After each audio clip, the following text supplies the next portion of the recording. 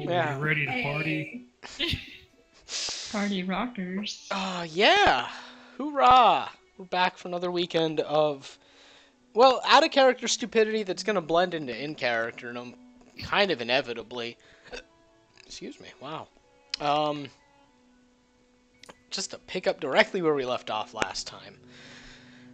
The group reached the sylvan city of Malkiel, the capital or seat of the Sealy Court, as it's called. There, they went to the Fletching's Catch, the newly formed adventurers guild within Malkiel, with their friend Benedict and his traveling companions.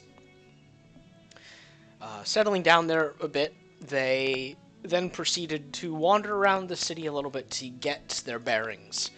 They found a store where they bought a myriad of fun little items, and avoided kind of the primary reason they came here.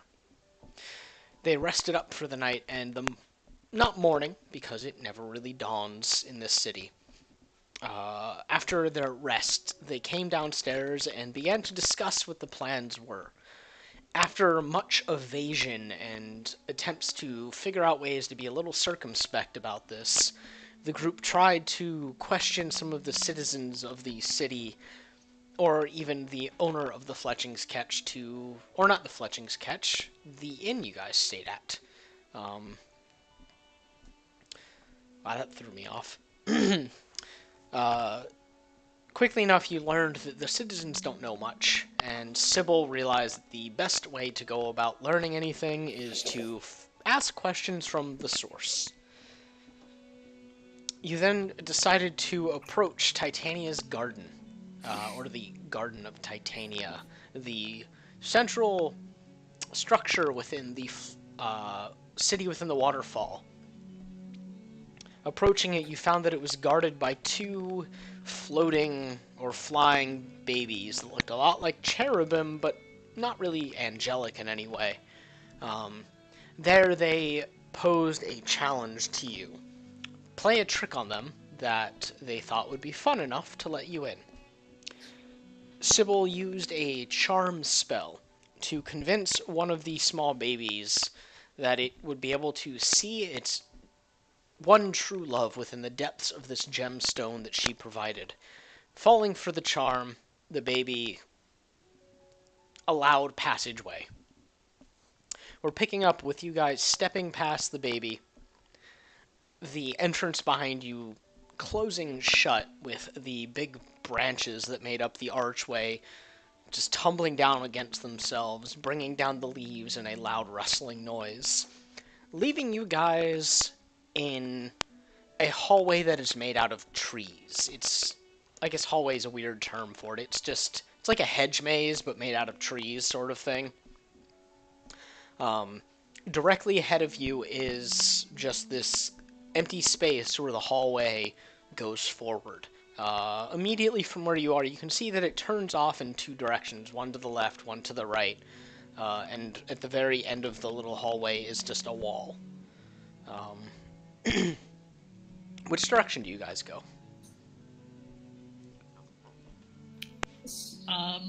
Well, so there's we're left kind of and laughing right? at the baby. Yeah, there's left and right.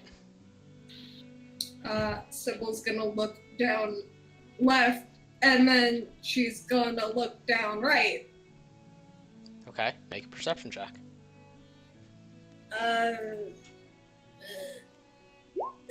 13.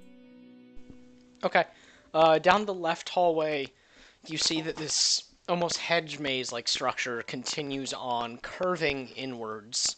The walls made up of just dozens of trees, tucked so closely together that you can't see the outside.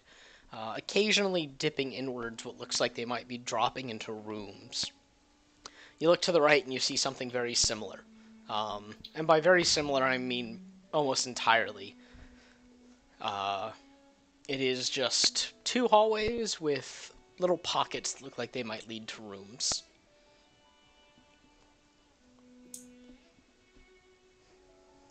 Sybil nods to herself a few times, and then she looks back at the others and she says, I have no idea what I'm doing or where I'm going. Navari kind of walks up and she looks down both hallways and is like, are the walls actually walls or are they just like bushy? Are they like bushes? Because I'm imagining like an actual hedge maze right now, like, you know, one of them fucking mazes made out of bushes. Yeah, that's exactly what it is. It goes Okay. very high, though, to the point where, like, climbing over it might not be possible. But, you know, you can always try things. Yeah, Navari's gonna just fucking stick her arm in the wall. See what happens. Okay, you shove your arm in the wall, and it's... it takes some force to actually push past all of the little branches and pine needles. Okay, so it's like pine? At some levels, yeah, it feels like it's several different kinds of bush. Hmm. But yeah, you do it and you just feel more. Yeah, so her arm doesn't like come out No. the other side. No. It's just It's also profoundly uncomfortable. yeah. It's just like, well, we're in a fucking maze of like tree stuff. It seems it's really uncomfortable, actually. I don't feel anything on the other side. But nothing's like eating my arm off either. So there's that. She pulls her arm out. Sybil's gonna just consult the pretty rock that she got for a moment. It remains a pretty rock. It's not doing anything. It was No. pulsing before. Yeah, now it's just kind of inert. When she's doing that, Navari's just kind of wandering around a little bit. Like, she's looking for anything that she might be able to climb up, even though it's really high. like if she were to climb up a tree or something. Make an investigation check. Oh boy. Sorry, this is just stupid, but she's doing it anyway. A whole 6! As far as you're concerned, there is nowhere for you to really get a footing. It's like, damn it. If I still had my fucking wings, this wouldn't be a problem. Sybil's just gonna go left. Okay, is everyone just gonna follow after Sybil? Yeah. Yep. Yeah.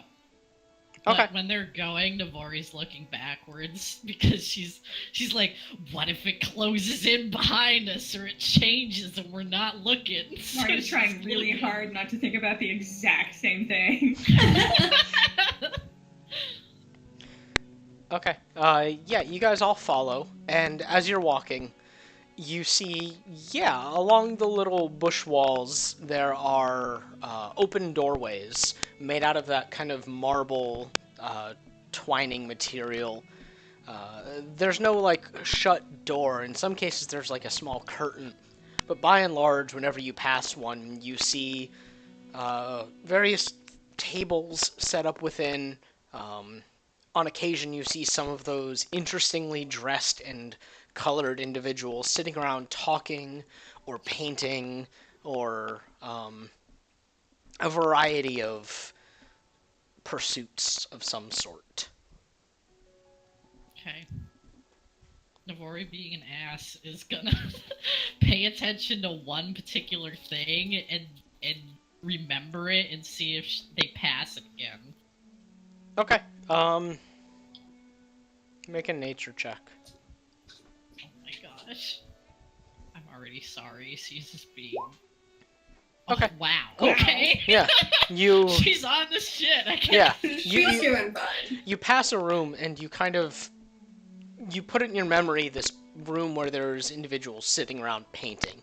It seems like of all the rooms that you've passed so far, it's the easiest to remember, because it looks like no one's really going anywhere. You guys continue walking, and eventually you reach another crossing. much like the first. There's left and right ahead of you, but now there's also straight. Sybil's gonna go straight. Okay. Is everyone just gonna follow? Yeah. Yep. I mean, Yeah. gonna look down the ways, but ultimately follow. Okay. What was the first direction they took? Left. Left. Someone's making a map. I'm ready to speed run this failure, baby. Gonna clip through the wall and die, baby. You guys head T-pose. down.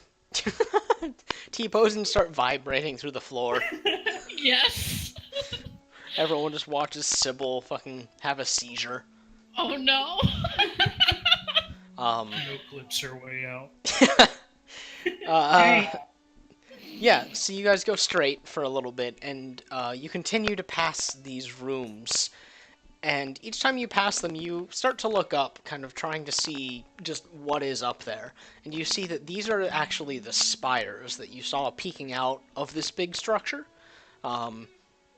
They're just these high-reaching, marble-looking buildings with gold filigree, or gold material, I guess gilding it. I don't know the proper term for it. Again, you see individuals lounging, perhaps reading. You see what looks like might be a library once. And eventually you come to another crossroads. This time it's just left and right. Cool. So it's gonna go right. Okay. Okay, yeah. Every time there's a crossroads, Navari's looking down the other way to see if, like, there's anything distinguishable or if it's just more of the same. Okay, make a perception check. Boy. It's gonna be great. Okay. 60. This particular crossroads, you look and nothing stands out. It's more of the same. Okay. You guys go down the right pathway, and this one actually starts to curve a little bit more than the others, kind of like you're turning, but not back in the way you came. It's starting to curve, like you start off going right, and it starts to snake its way left. Like a U-turn? No, it's, Like going straight? kinda, yeah. You Like, know I'm like drawing going, on the map, right? yeah, like going right was, it's like this, yeah. So you went left, straight, right. Yeah, it basically just curves like what you've got going. And as far as you know, it just kind of starts curving like that. It doesn't keep turning, but it's also getting very disorienting in there. You continue moving, and you come to yet another crossroads. One that goes left, one that goes right. Is there anything interesting down either one? Perception check. God. Hey, 17. Okay. You stop to look for a moment, and, yeah, actually, the left path has some flowers down it. They're, like, peeking out of the bushes, where before it was just greenery, now there's a bit of color. No particular flower repeating itself, but, like, someone kind of shoved a bouquet into the plants that now they're starting to grow in random places. Navari leans over to Sybil and he's like, this flower's down that one. Yeah, I was gonna go down that way anyway. Because, I mean, we went left and then we went straight and then we went right, so let's just do left again, right? You know? And she's gonna like look at a flower. Is it special in any way? Tell me the nature of this flower. Then give me a nature check. Oh, I love that because it's negative. We're gonna roll a natural 20. Oh my god. Okay. Us with the nature, man. Yeah. You examine the flower and you call back to your time, in school and you had this brief flash of biology class. In the midst of something Punnett squares, you recall a yellow flower that's just a daisy. And this seems like it's a daisy for all intents and purposes. It's a very Okay. large one. Yeah, Sybil. Sybil is like, that's a daisy. That is. Yeah, that's Plenty of those back home. Hello, Daisy.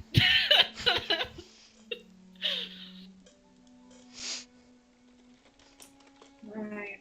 Well, she keeps walking. Yeah. We went left. Yeah, Okay. we went more leftover. You continue walking. This time the hallway is just empty. None of those rooms currently are around you anymore. But then you come to not a crossroads, but just a wall.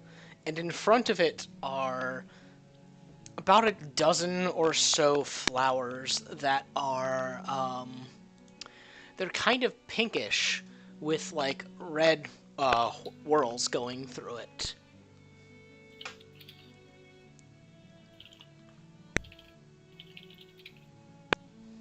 Okay.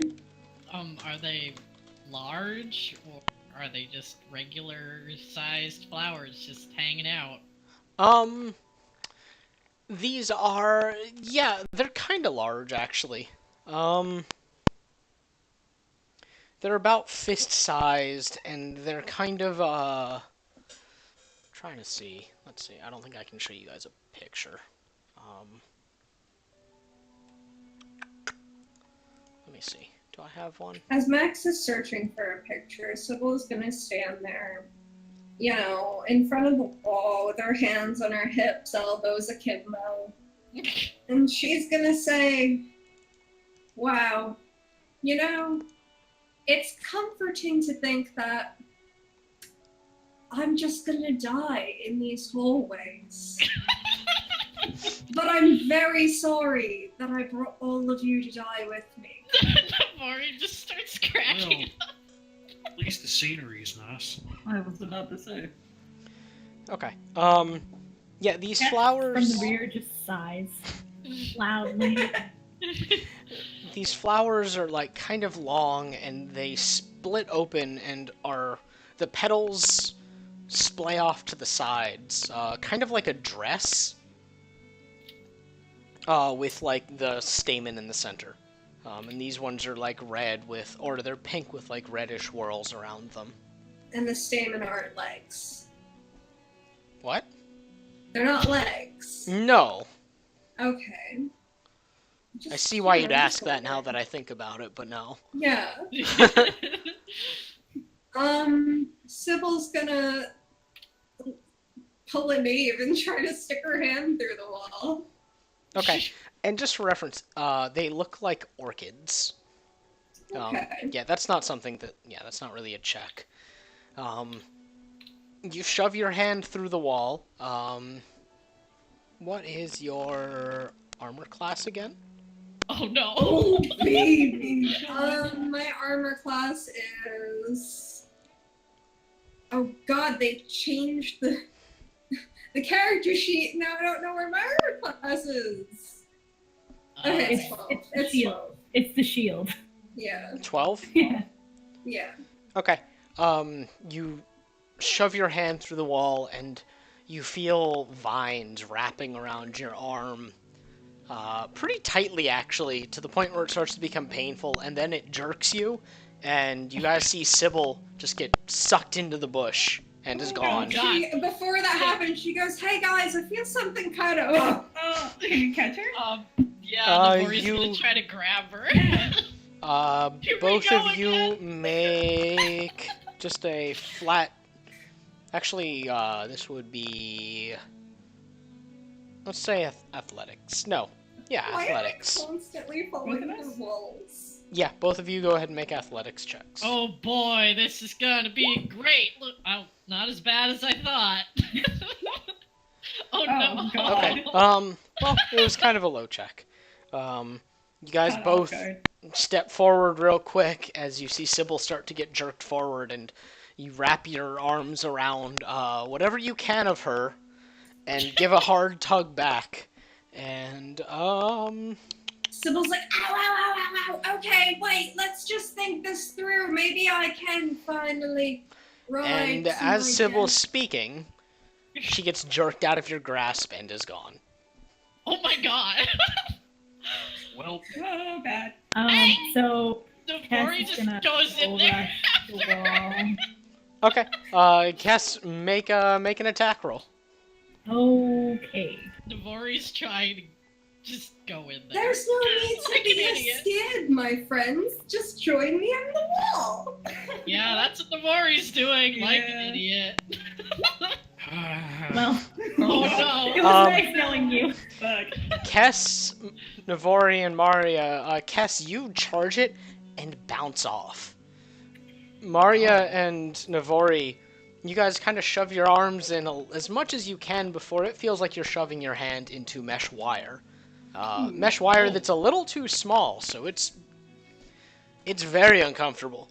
Hurdy. Yeah. It's weird that they would have that in the Fey realm. Why do they have chicken wire? Well, it's not actually chicken wire, but it's like, Big bad thorns. yeah, it's like the thorns have grown so closely together that there's not Oh. much space, and like pulling your hands out, you bleed a bit, and you guys actually take 2 points of piercing damage. Oof. Cass pulls out a torch. Okay. Is that two? No, Sorry. are you? Yeah, 2. Navori's like, wait. We probably shouldn't burn it down. Cass looks at her. I mean, listen, She's I getting don't some mind. tinder out. She's getting some Fine. like she's moving real slow. She's giving Navori time to come up with a viable reason why she shouldn't burn it down. Okay, wait, Navori, like, Continuing to it's just Navori, she leans forward to the wall and One just like, hey, tinder. this one's gonna burn things down if 2 you don't strikes let of me tinder. get through. Dancer and Clive, what are you guys doing? Clive's like studying the wall, Okay. trying to figure out what exactly just happened and why. Okay. How about 3 Yeah, strikes of tinder and the torch lights. okay, Dancer? Dancer's got her claws out, kind of like digging through branches to wiggle through. Okay.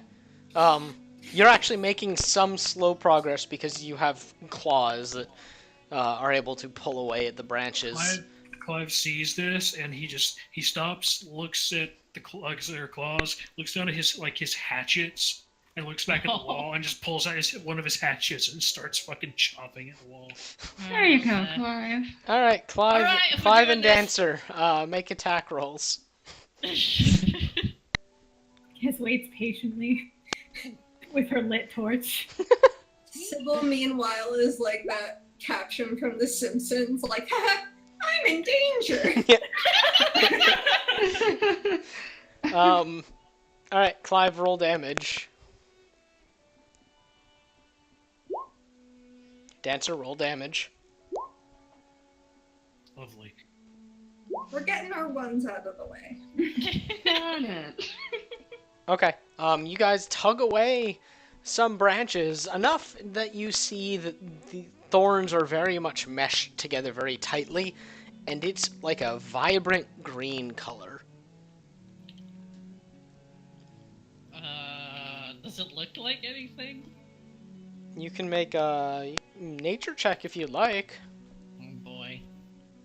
I kind of meant like a door, but sure, here we go. More nature. Make an investigation check in that case. Oh shit, okay, here's that. We're in a whole 5. Roll Nature's nature. good, Well, investigation's not. Yeah, investigation. There's not enough cleared away to tell you if it's anything other than thorns that have grown close together. Okay. Clive looks really angry at the wall. He's like, "Now listen here, you dumb plant. You got about 5 seconds to give our friend back before the big one back here is gonna light you up. Clive, Yeah. Clive, make an intimidation roll with That's advantage. gonna happen. With advantage. Yeah. Yes. You said fire. Okay. There's like a poignant silence before the thorns shudder and kind of pull away and leave a gap big enough for you guys to walk through. But you don't see Sybil, but you do see a very long hallway with light at the end of it. Cass That's goes more like first, it. I mean, and she's Navori's gonna menace the wall with the fire. Yeah. Okay. It pulls back from the fire. All right. Navori's Continue following right walking after back. Cass. Yeah. Clive looks, Yeah, very, that's your Clive turn. looks very proud of himself. And she's like, Sybil! Where the fuck are you? So, you guys all follow through, and once you're on the other side, the vines shudder and then draw closed behind you. Not like tightly, but like it's just kind of mending the hole that was made. You guys just gonna go forward towards the light? Yep. Yep. Navari is. She's looking for Sybil. Okay. You guys go towards the light. It takes The you. last thing you should do. Um. Excuse me. You guys head forward, and suddenly you broach through the trees, immediately facing a glade. And Sybil, you are just right there next to them. Like you were pulled out and kind of just dumped at the edge of this glade. But you're a little. You've got like twigs in your hair. You were not dragged through a pathway. You were dragged through the bushes. Yes. Sybil's just like, hey guys. Hey, you're right, good. Cass puts a hand on her shoulder, like looking at her, but not actually asking if she's okay. But it's like intrinsically implied, and she's still holding the torch. Sybil is like, She was gonna Just burn kinda- down the whole thing, you know? alright. Sybil like puts her hands together and puts her hands to her mouth, and she's like, I appreciate that gesture, but Yeah, I didn't Let's think it was just- a good idea. not set anything on. I feel like I'm probably not gonna actually die, but I'm gonna make a lot of jokes about it because it makes me feel better. Well, at least we know the flora here has deductive reasoning. Yeah. What?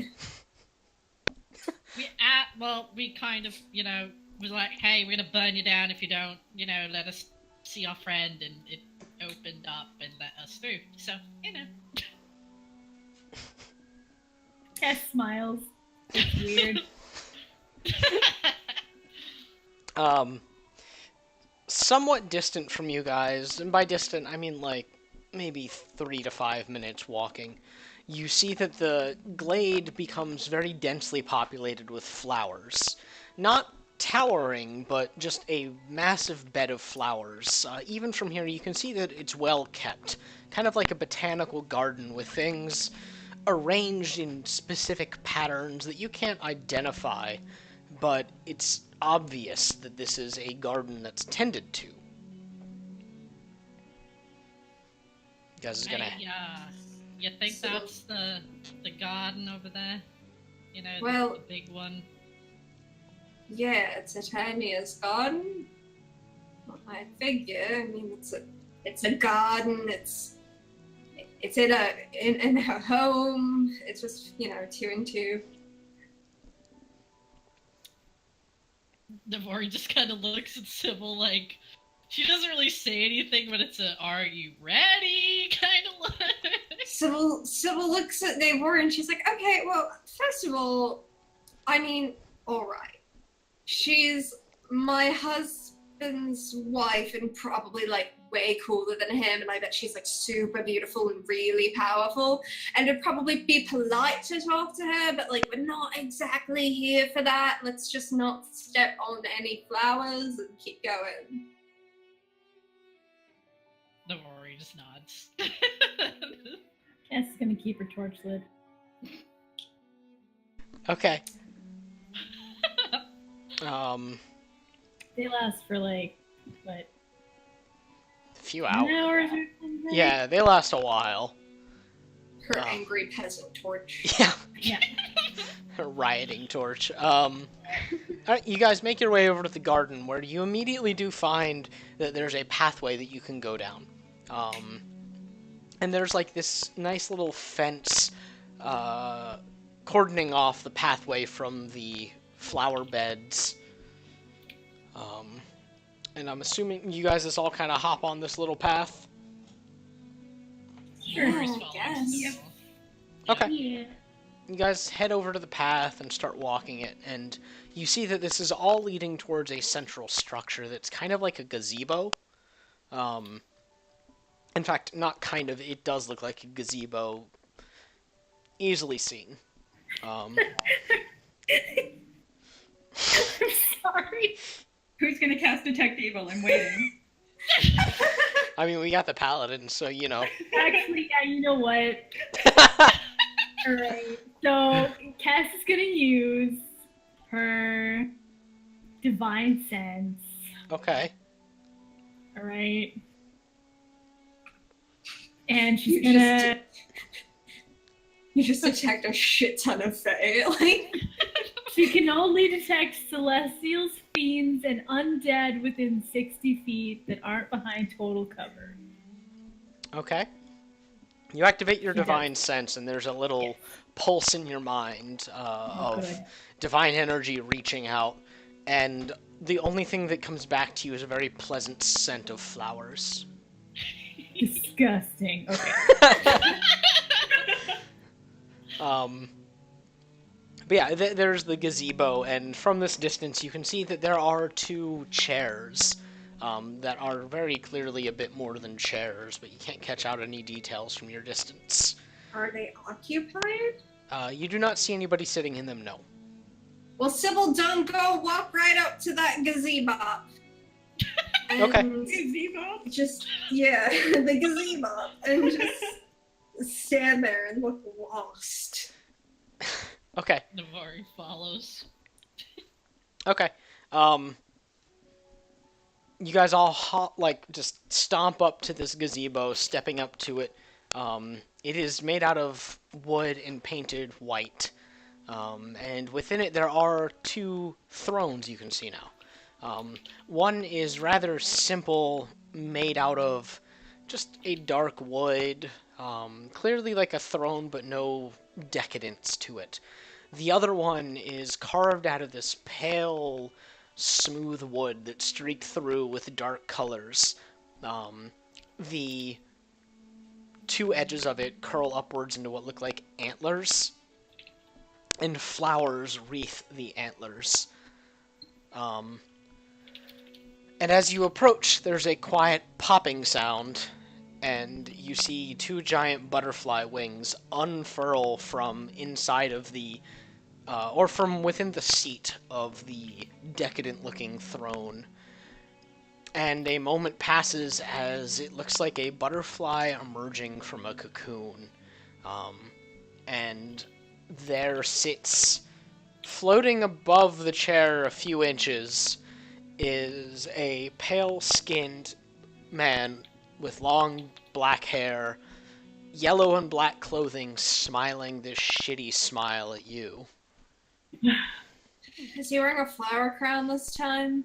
He is not. Sybil's just like, Oberon, you look radiant. Just, it's so... Hi. He just kind of stares at you expectantly, and then looks back at the rest of the group and... Wonderful. You all actually came. Amazing. And you made it. That's fantastic. Welcome to the garden. I hope you had a good time getting here. Yeah, we talked to the, Nori just kind of gestures around. It was a nice route. It was very scenic. Oh, you're such a chatty bunch. Sybil, darling, you keep such good friends. Regardless, I believe you've come here for information of some sort, coming to inquire about the quest I have sent you on. Yes. Well, we just want to know what Archfey are shirking their duties. That way we can go check up on them. He In, smiles like, a wide, direction. toothy smile. Oh, I can tell you which are the three that I need you to look into. At this moment, you hear footsteps from behind you. Nori turns around immediately. Okay. Sybil is slowly turning into a discomfort elemental. Navori, you see a rather tall woman approaching, with blonde hair, very classically beautiful face with creamy pale skin. And she has this nice, very pleasant smile on her face. She's probably about 6 feet high, actually. And Of course, way taller than her. she's wearing a nice green dress that's pretty simple, cinched at the waist by a belt. It's nothing too ornate. And she approaches and, "Dear husband, are you giving our guest problems?" And he looks at her and, "Oh, darling, no, of course not. Why would I give anybody problems?" And she just smiles, and Navori, you see that the pleasant smile she was wearing drops into a tight-lipped smile that you recognize as the sort of smile that a mother gives a child before she smacks him upside the head. She's wearing chanclas underneath her dress. Oh God, run! Okay. "Dear husband, I see you're sitting on my throne." He just, "No, I'm not sitting, see?" He gestures down, and he's floating, and she smiles a bit tighter. Snorts. Like, that's the sort of thing you say when you're being a shit. And Sybil, I just want to note during this exchange, is very busy being a useless lesbian. what are the rest of you guys doing, by the way? Clive's just kind of there. Okay. He's just politely standing back. yeah. He's not part of the conversation yet, really. Being a pretty statue. Cass is standing there still with her torch out. Boone's just Boone. Okay. He's just like staring at something off into the distance and panting. Okay. So she approaches and her lips tighten, and for a moment there's something a bit cruel in her gaze, and Oberon just and then he wraps up into the little cocoon of butterfly wings, vanishes, and then reappears in the chair next to the throne that's about like 3 inches from the throne. Fine, dear. You know that I don't like it when you look at me so. And she just... Well, I hope you're treating our guests well, then. And she approaches and turns and just sits down in her throne and looks straight at you, Sybil. Sybil, I just want to know, got like 8 times gayer when she gave Oberon that expression. Sybil's And probably he- sitting here angry that she got stuck with the wrong With Archfey. Oberon! Yeah. Bullshit! and her head and eyes did not move until Titania moved, or what I assume is Titania, and she sat down at the throne. Sybil is just starstruck. Like, Okay.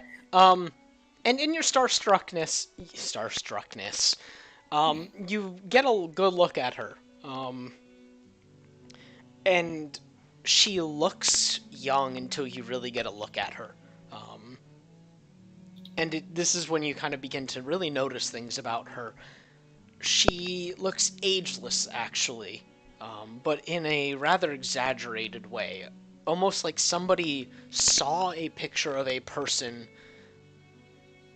and then made a, not poor, but a very convincing simulacrum of one. But it's very uncanny valley. Oh, my current mental image was Kate Blanchett from Lord of the Rings. Kind of, yeah. No, that's kind of it. Yeah, where you're like, the textures haven't loaded in. No, she has textures. She looks more finished as a person than Oberon does. And she smiles that very pleasant smile now that she's settled in her throne. And you're Sybil, aren't you? I apologize for your husband's behavior. He's a bit of a... he just... you don't need to shit-talk me, dear. I'm right here. She just... Well, anyway. He told me that he gave you the quest that I requested of you. Is that true? Yes. Excellent. And that he promised each of you a favor. Well, I'll have you know that I will make good on his promises. And you will have the favor of the Sealy Court if you manage to succeed in this task I'm setting before you.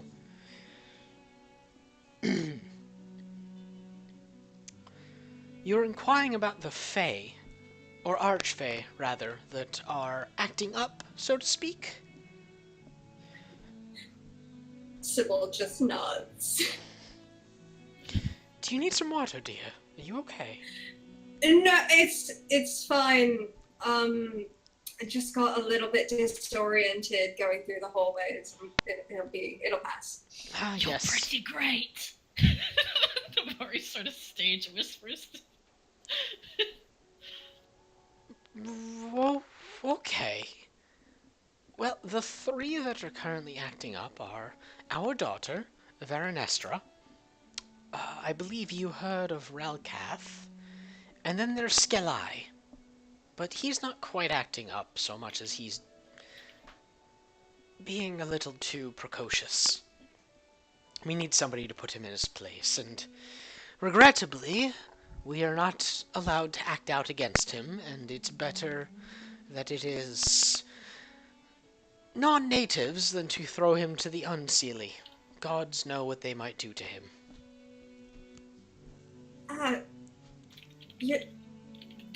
Does your daughter live here? She's across the waterway a bit. She is on the Terrace of the Dawn. She doesn't live in the garden anymore. She outgrew her father and I, which I believe she would technically be your stepdaughter now. Interesting that.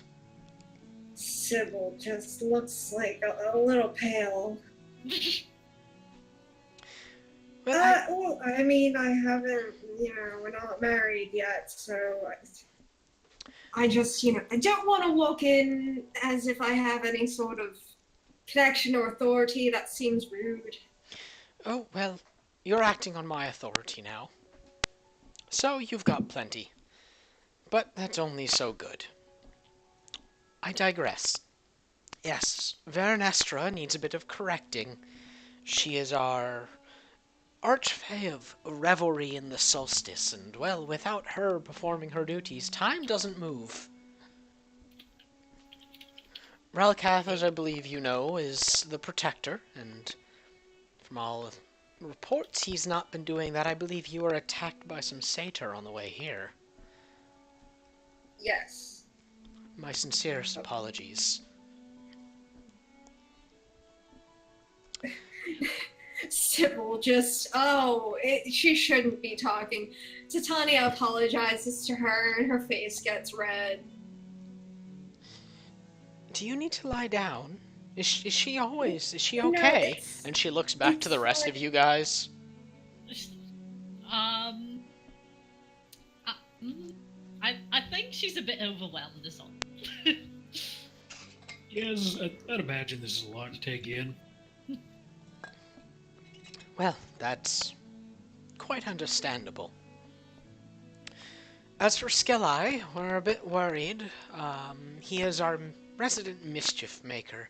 He's not necessarily needed so much as if he gets out of hand, it can be a problem because we've got a contingent of Sigillians showing up soon. A delegation, if you will, and if he causes too much of a ruckus, it stands to cause issues for us and Sigil both. I learned that's actually how it's pronounced in D&D, and it really upsets me.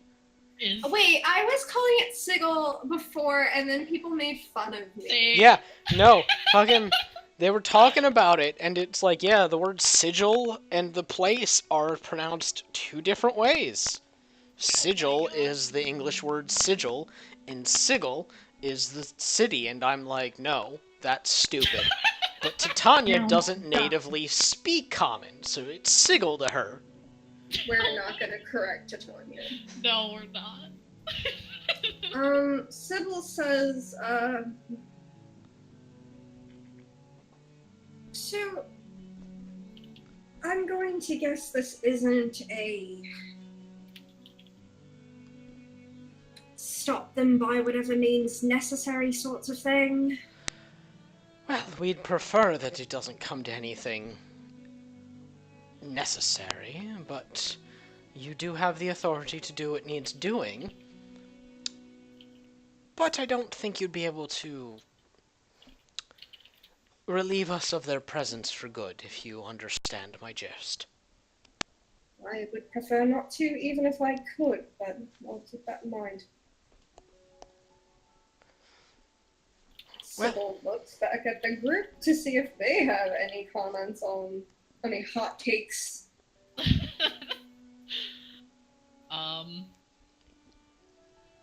Nabori is just like, do you have any suggestions for, ways that they particularly take things well? Like, what would convince them to go back to their duties, do you think? Or is that just up to us to figure out? Unfortunately, if I get involved, it introduces a whole slew of problems. I have to be ignorant in these things for political purposes. Okay, thanks. Sybil looks at Oberon, and do you? He wiggles his fingers and, yes, of course I do. My wife and I must remain as neutral as possible, and thus ignorant of these woes and problems. Unfortunately. Aren't y'all kind of the leaders here, though? Shouldn't it be your job to be involved? Well, Archfey are a bit tricky. We don't lead so much as we're important.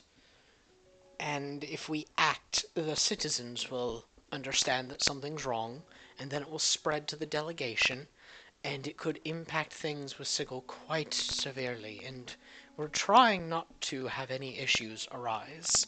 Things are a bit tenuous now. And we rely on them, and we like to think that they rely on us, but we can't quite predict them. So, well, we would love to do something. Unfortunately, we can't.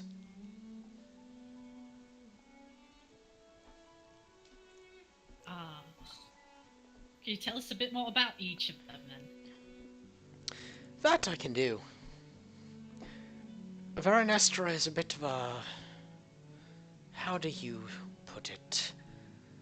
In your terms, we would call her a party girl. She gets very excited about things and doesn't like things that she doesn't like rather severely. She'll, put her foot down rather hard and it's stubborn. And Oberon says she's not very smart either, and Titania just reaches out and smacks him upside the head. That's your daughter. Jesus. Clive doesn't say it, but mentally he's like, looks like, I think I know where she got it from.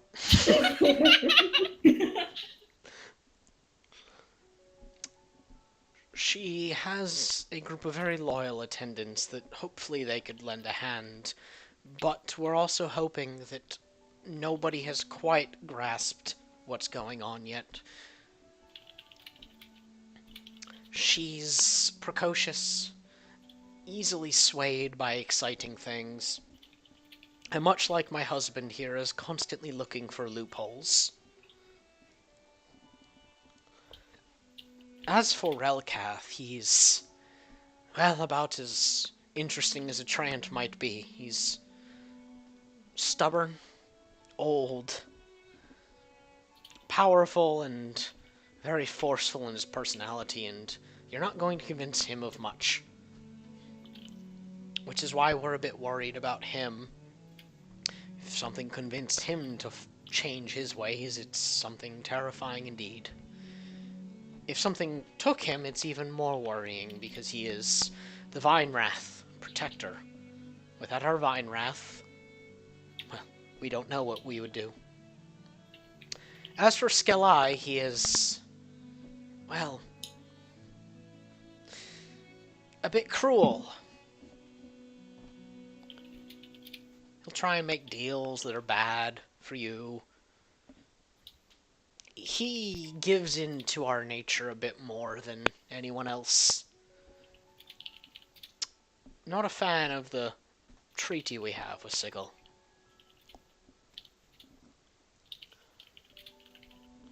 He spends time with his people, the leprechauns, so might have to ask around about them, but they don't stay here in the city anymore. They, Oberon just, they egged the palace once. Because, yeah, they, as he said, egged a palace. It wasn't good. They got kicked out.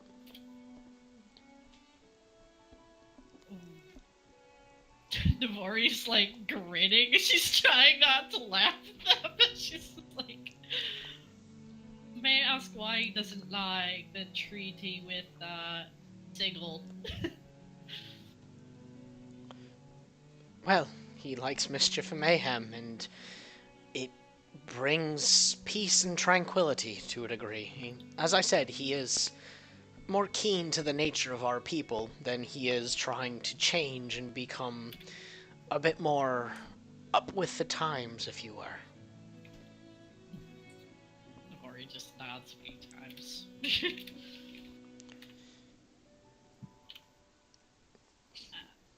Thank you. Oh, I'm just here to give you some guidance. And all I can really give you is my blessing, and it won't count for much once you've left the city. In fact, I would rather you not say my name, other than knowing that if you were to be caught by any sort of guard of my people, you would be excused ultimately. Try not to be caught, though, because word may take time to get back to me, or they may think they know better. Yeah. Well, we'll do our utmost to keep your reputation. Well, yes. Veranestra is over on the Terrace of the Dawn. Somewhat nearby, she's just another island. Relkath is deep within his realm in the forest. And as I said, I don't know where Skelai is at any given time.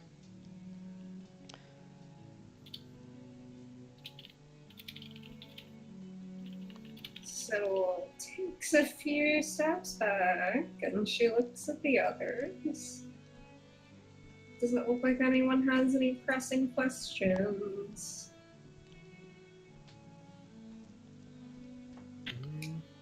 Yes. No. Clive's just kind of there at the moment. He looks like he's having thoughts, but no questions yet. Well, if that's all. Jess looks like it looks like she's got a couple of things to say.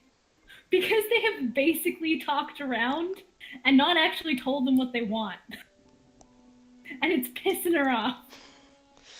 So, is there a fountain nearby? No. Alright. Is there water? Please just put the torch out with your hands. There's no water nearby. Just eat it, Cass. Just stick it in your mouth.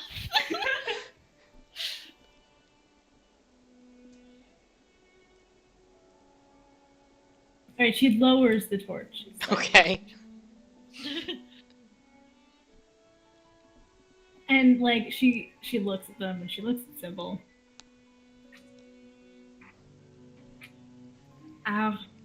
We expect to talk to these powerful beings of your realm and ask them nicely to go back to doing what they were doing?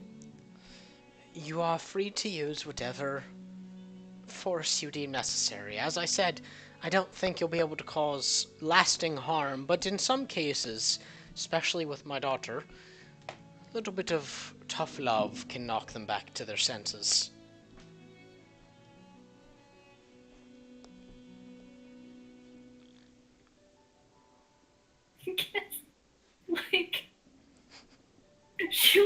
Like she looks at Titania incredulously. Like, one, she's totally down for that, but two, Makes two people that are totally down to do things Titania might want. Stop.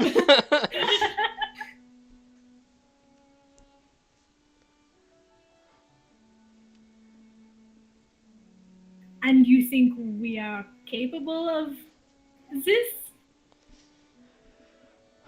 I think we're capable of trying. And you're not pressed enough to ask someone who might actually have success? She looks over to Oberon and he grunts and... I came to ask you, because you have some reason to wish for success. We can't simply ask the Adventurers Guild to help. They would take it as a slight and report it back to Sigil that there are problems within the Sealy Court, and that could prove troublesome. There are problems within the Sealy Court. Yes, and we'd like to avoid any officials from realizing. She gets him a blank look like. And you assume we will simply not mention this? I assume that you have no amount of standing that will give people reason to believe you. Ah. At least there was some logic in your thought. He just smiles a wide, toothy grin, and you realize that he's got too many teeth. Yeah. She's not unsettled. Yeah. She looks like she just regrets not punching him hard enough to knock him out. Oh my god. Sybil looks unsettled, and like subtly, she kind of just runs her tongue along her teeth, but her lips are closed. But you can see it. Counting her own teeth. Just to make sure they're all there. Yeah. There's nothing. That they didn't steal her teeth. Who's on the extras, like subtly hiding in there?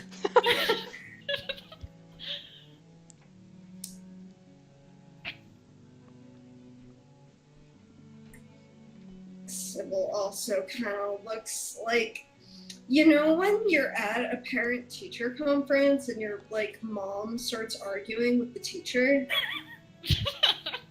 That's kind of how Sybil looks and feels. Okay. Yeah, that's visceral. Oh, that hits home. That's just she kind of looks at them for another couple of minutes. Couple of minutes. Couple of minutes. Minutes, Yeah. Minutes. In complete silence. Complete silence. There's one thing that's happening, and it's Boone panting. Yeah, It's the yeah. one thing breaking the silence. And then she just kind of nods. Yeah, they had sat in complete silence too. Alright. Well, I suppose as long as you hold up your end of the bargain, we can settle your family squabbles. We've no reason to not square up our deal. Oberon just looks at her and...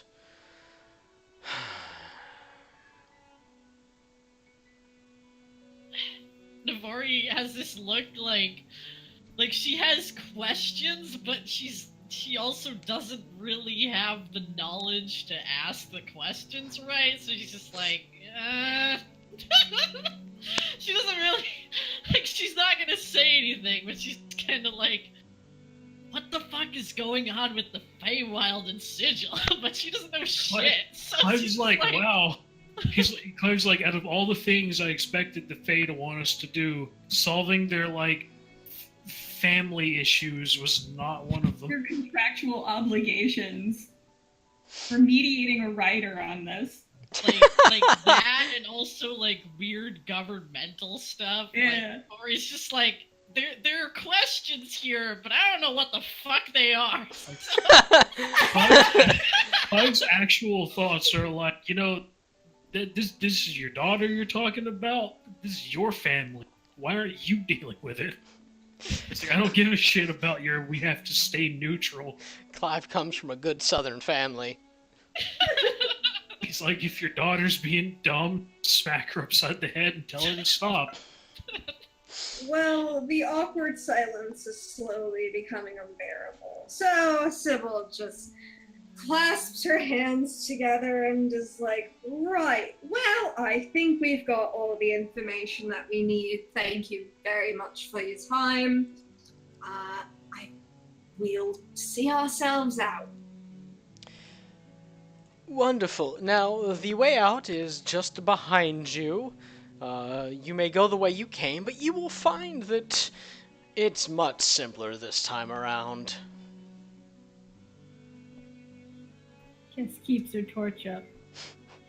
Just in case. They hadn't addressed the torch at all. Yeah, that's fine. It doesn't need to be addressed. It's there. That's enough. Yeah. It's making a silent statement.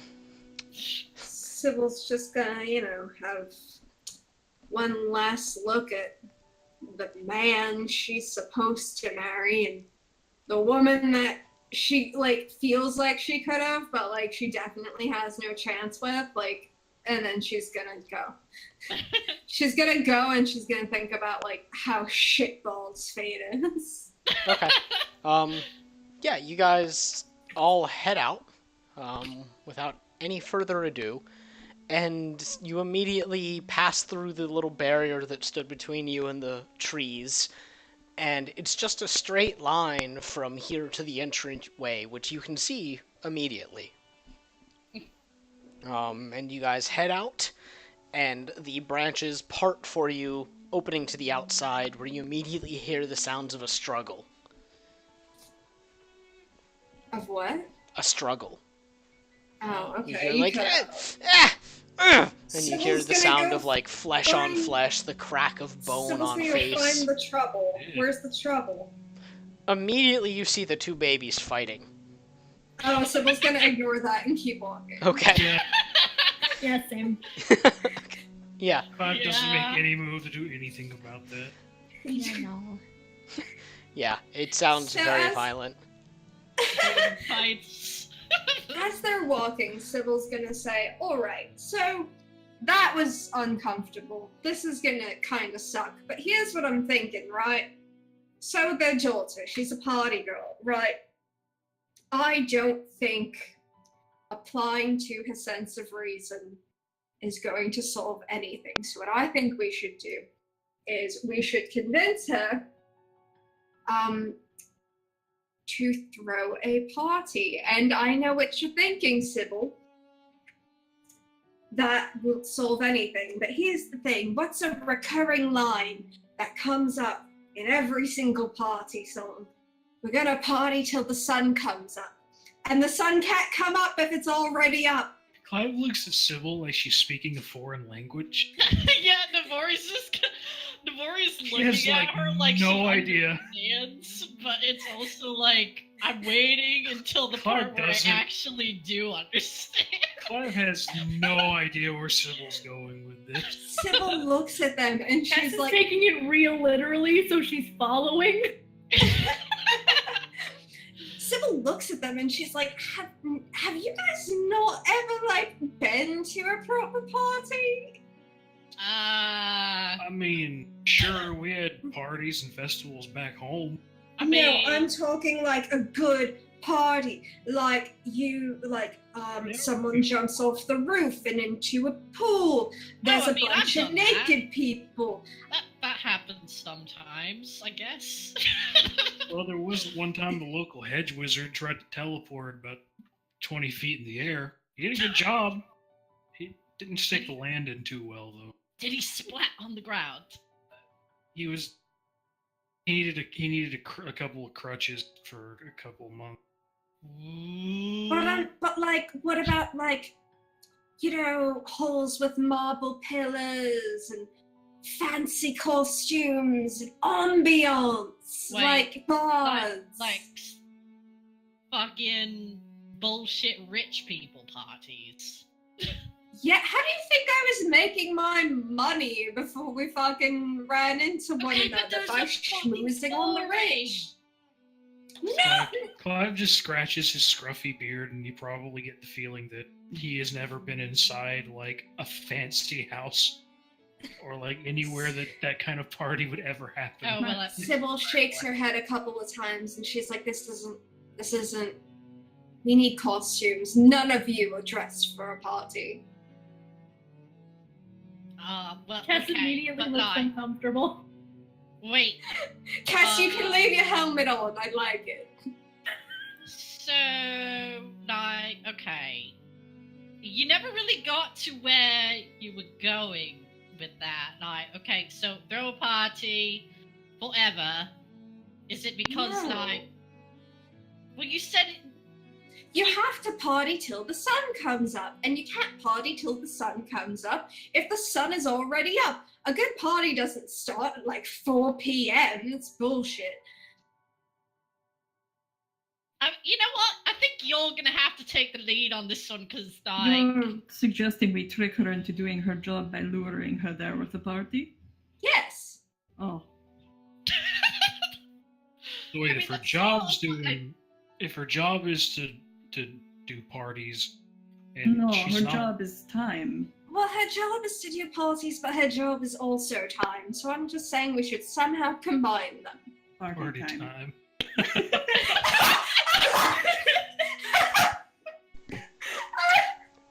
I'm gonna throw up. Can we have a guest appearance by Andrew WK? By the way, Dancer, you've been walking and kind of listening to all this, and you feel a tug at your tail.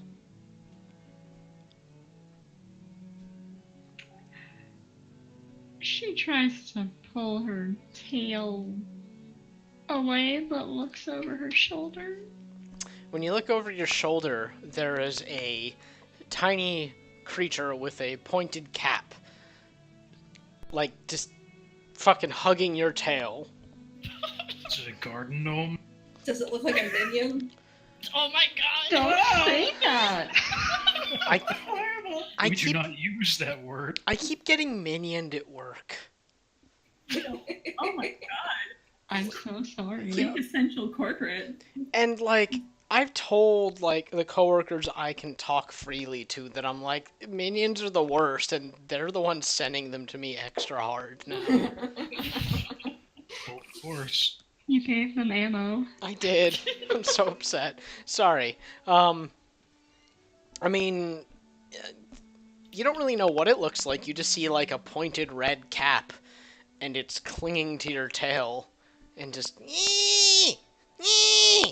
they hear that? God. You guys all hear that now. Boone, Is someone fucking Boone it. just like walks up and just sticks his face in this thing's face. And just, Dancer stops to let Boone do that. She like squats a little bit to get on this thing's level as she like curls her tail around to get it up front. Okay. Hi. What the fuck is that? Boone just picks it up. Okay. Boone goes over and like just puts it in his mouth basically and leans back, and it's this older looking tiny man with a very large mustache and beard, grimacing with a red cap, just let me Is go. he speaking Sylvan or it? Oh, okay. He's just speaking idiot. That's what Sylvan sounds like. Yeah. Clive just looks at Boone and just frowns at him. And Boone, like, it's like a long moment where you can tell Boone's like, or he's having like an inner like conflict with himself. And he slowly just puts it down. Ah. Dancer pulls out a rag for the little man for any dog drool. He reaches up and snatches it and and suddenly he has a little sickle in his hand. You feel like using your words there, buddy? The tail is nice. I want it. How about, like, you don't just, detach those easily? Yeah? They come off fine with a sickle slash. No, they don't. Alright. They really don't. So, what if... I pause anytime I hear you say, well, alright. What do I have to roll to kick it like a football? Attack roll. Oh. Attack roll. Alright. Cass has heard... No, Cass has heard everything she needs to Oh my god. There is nothing more that needs to be said. Sorry, the like vehement no, fucking got me. Oh no. Yeah, alright, you take a step back, and like Charlie Brown, you run forward, and fucking your foot collides with it. Roll damage. No. It's unarmed, so it's 5 damage. He's Oh, gonna right, okay. explode into pixie dust. Your head or your foot collides with him, and for a moment, like, it feels like he's really heavy, but then he's just gone. And you hear this. A wink in the sky. Someone was like, what did you 10 points for you, Cass. Well, that was weird. do? Did you just assault a citizen? I mean, to be fair, he was threatening to cut Dancer's tail off. I kinda need that. Cass just gestures at Clive, and she's gonna keep walking like nothing. Before he can't walk, she's just laughing too hard. Boone looks like he had to fight with everything he had not to chase it. Oh no. Somebody says fetch and he's gone. Oh. Oh. Yeah. Oh, that's one way to avoid an encounter. God damn. Before he's still back there, she can't breathe. And before that was like Oberon trying to pull a weird prank on us, and Cats just kicked him 50 feet through the air. You punted a red cap. Someone right now is just like she's dissociating. I can't fucking Maria breathe. just has like her hand up to her eyes as a brim looking for signs of him. Shadow, I request a doodle of this in the next stream. Oh, there. I already have notes of lots of things I want to do. Oh, good. Oh, good. You punted Oh a my red God. cap. Well, Yeah, Those things are evil as fuck. yeah, More they are. funny. I just keep like imagining fucking Kes punts him and then Cardi B's Bodak Yellow and just starts playing. Little bitch, you can't fuck with me if you wanted to. I hope it was totally a Team Rocket's blasting off again. I mean, kinda, yeah. A It just twinkle. it just fucking vanished, and it was like an upward trajectory. Ooh, this session started stupid off screen and it's continuing. Sybil's walking and she's just like, he just. That was fucking amazing! You're quick on your Wow. feet with that. Fuck. You know, Yes, it really walking sucks getting, like, Force limbs it chopped away. off. So, I absolutely 500% approve. We can't just kick people into this fucking horizon because they threaten us. I feel like, Okay, but, you know, sometimes they're serious and they're like, hey, how about I just chop some of your parts off, yeah? Maybe he'll know better next time. You Yeah. can voice Ravens later. Oh, I'm doing the wrong accent. I'm sorry. I feel Nothing, that. Rush. I'm laughing too hard. It can voice a grievance later. Delayed French accent. Sybil's just like, right, so if anyone has any ideas that aren't A, we beat her up, who's against party time, who has other ideas? I mean, I don't, aside No. from let's not try to negotiate, because apparently that doesn't sound like it's gonna work. No, your idea is sound, Sybil. Thank you. I still think that you guys need cooler clothes though, because you all look. Look, Yeah. when we get there, or whatever, I can, you know, make myself look not like this, right? But I don't really got anything fancy, you know?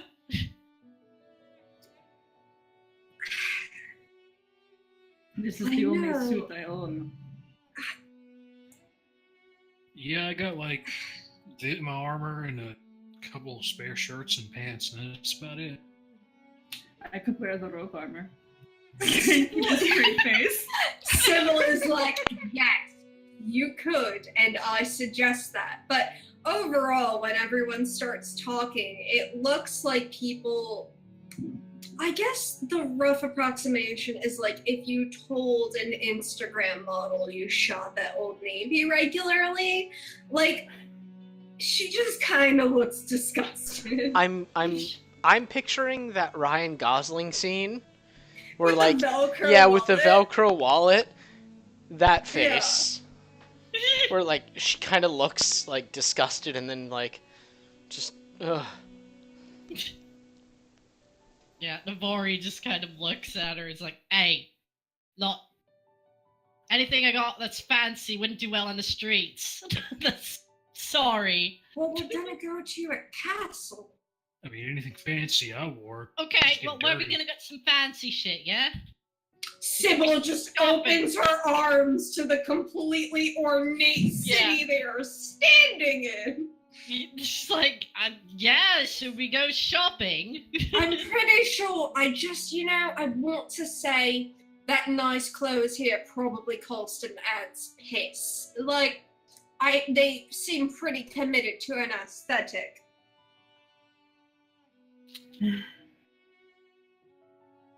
Well, where are we gonna go? I don't know where a shop would be. I'm just Dancer saying. picks a direction and Yeah, starts Navori- wandering down the street. Yeah, Navori's like, yeah, that's what I was gonna do. We can always go back to the Adventurers Guild and ask if need be, but let's, mosey, I suppose. That almost rhymed, Dancer, that was good. I try. Okay, so you guys pick your direction, and you're heading back to the Fletching's Catch, I believe. Is that what you said? You cut out. You're heading back to the Fletching's Catch, or what's the plan? I do not know. I don't think necessarily. I think the answer just No. went in a random ass direction. They're gonna Yeah. wander around to see if Yeah, they Okay. see the shop. Whatever Okay. looks like fancy buildings where there's lots of people. Otherwise, like, it's just her plan to backtrack if needed. Okay. Well, you go walking for a little bit, and you come upon a few stores that have people walking in and out, carrying bags in some cases, other cases leaving without bags, but walking in with bags. Yeah, you pass some fancier looking stores, nebulous buildings of various sorts. You think you spot a cafe at one point. Yeah, there are a few stores that have a good number of people, though. You can't immediately tell what sort of stores. Clothing. Well, I guess we're all gonna split up and put our faces to some windows. Or if there aren't windows, just look in the door. Okay. Well, you guys all, let's just say you all walk up to one of the stores, and you see, someone make a perception check for peeking in. Alright, I guess Navori can do it. Where did I put that roll thingy? Hey. Someone is having a lot of fun with fireworks. Yeah, I figured they would be, illegal. Oh, hell they no. are. Yeah, No, they are illegal. It's just not stopping anyone. yeah. Okay, so it's like LA. I think on the 4th, actually, it was like, I don't know, they were lining the street, like, just dead fireworks. No, there was no, like, I feel like it was just like, we're not enforcing it tonight. Probably because so many people are going to do it anyway. There's no point. Yeah. Okay, yeah, you peek your head into this store, Navori, and you see that there are various bits of clothing on racks. There's shelves, and you see those same strangely dressed individuals milling around, looking at things, looking at mannequins, and pulling jackets off of them. None of the clothing looks normal. It's all very clearly made out of fabric made from leaves, stitched together. There's instances of, like, green flowers and things sticking off of the clothing. Clothing that looks like it might be made out of, like, snow, almost. But it's very clearly a clothing store of some sort. Alright. Navori, like, if she's peeking in, she just, like, fucking flails her tail all over the place. And before, like, looking back out, and she's like, they got clothes in here. Clive looks like he has no idea what he's doing. Sybil looks like she probably is the only one who knows what she's doing, and it makes her extremely uncomfortable. Sybil's gonna be like, all right, how much money do you guys have to yourselves on average? Like, let's figure out, a budget here. Well, I used a lot of mine for stuff that I got recently, so... You've also got got five. glamours. Yeah, that's true. Well, I don't normally carry enough to buy a set of fancy clothes, I can tell you that much. Sybil just puts her face in her palm. I got like 60 gold and 9 silver.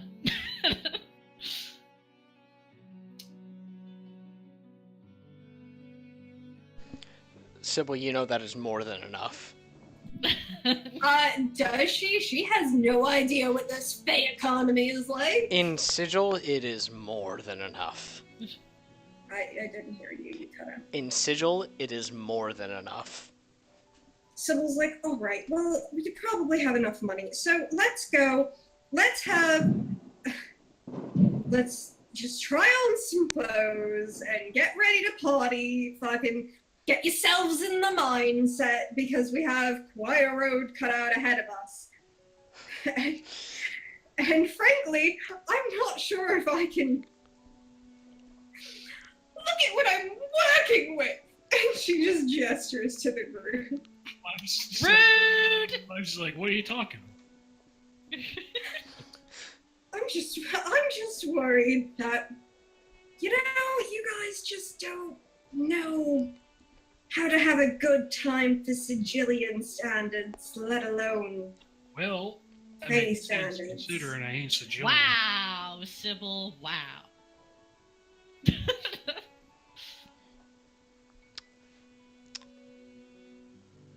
Anyway, everyone get in. Let's have our shopping montage. All right. Upon entering, you are immediately greeted by a very montage. yes, a very thin woman that looks like she should be made out of wood. She's got like a dark chestnut colored skin with leaves for hair. And she greets you and, oh, hello! Welcome! Hi. Hi! Are you here for clothing or are you just lost? No, we're here for clothing. I mean, In dire need of it. I guess both of those work. Excellent, yes, you're all quite filthy. Well, Wait, what did she say?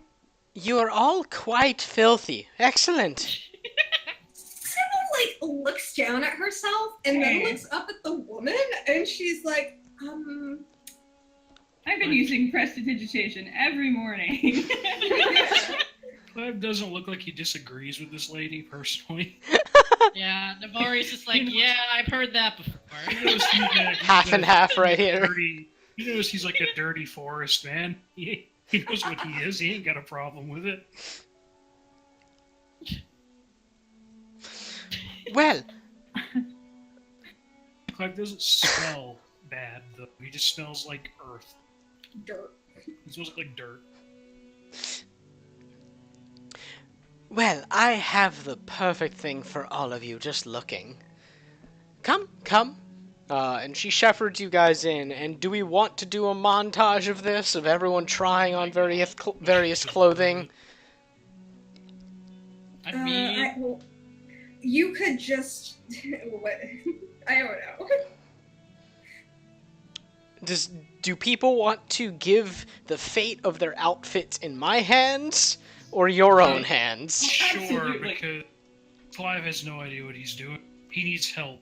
Yeah. Navari has a sense of what is pretty, weirdly enough, but at the same time, like, it's sort of like she knows what she wants, but only when she sees it kind of thing. Just Yeah. bibbity bobbity boo up in this bitch. The answer two, she'd like maybe gravitate towards more snow themes or like beads, but Okay. other than that, I'm good. Clive gravitates towards like greens and browns. Please dress the mannequin. And how about Kess? Yeah. I mean, Cass is standing there, like, kind of daring her to proceed. She does dare. Right. At one point, she's like, she has everyone else taken care of with some various apprentice measuring, drawing up little coat patterns and weaving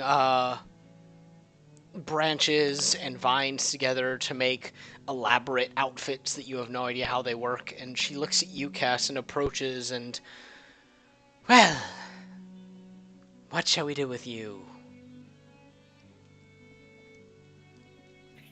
Looks at her, looks down at herself, looks back at her. Which is only, like, articulated by, like, a slow moving of the head because you can't actually see where her eyes are. Uh-huh.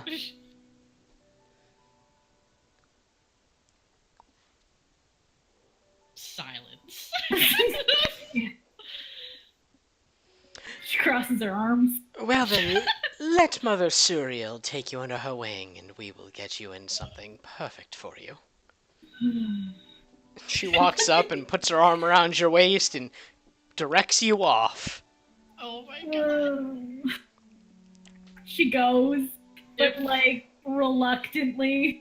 If Okay. at all possible, when all this weird fitting is going on, Navori is totally trying to see what's going on with Cat. I love to she's- put you guys through this. Right, so after about 3 hours of this, you guys all emerge, fully dressed in your new regalia. No one asked if you wanted to be dressed in it, but you emerge like this.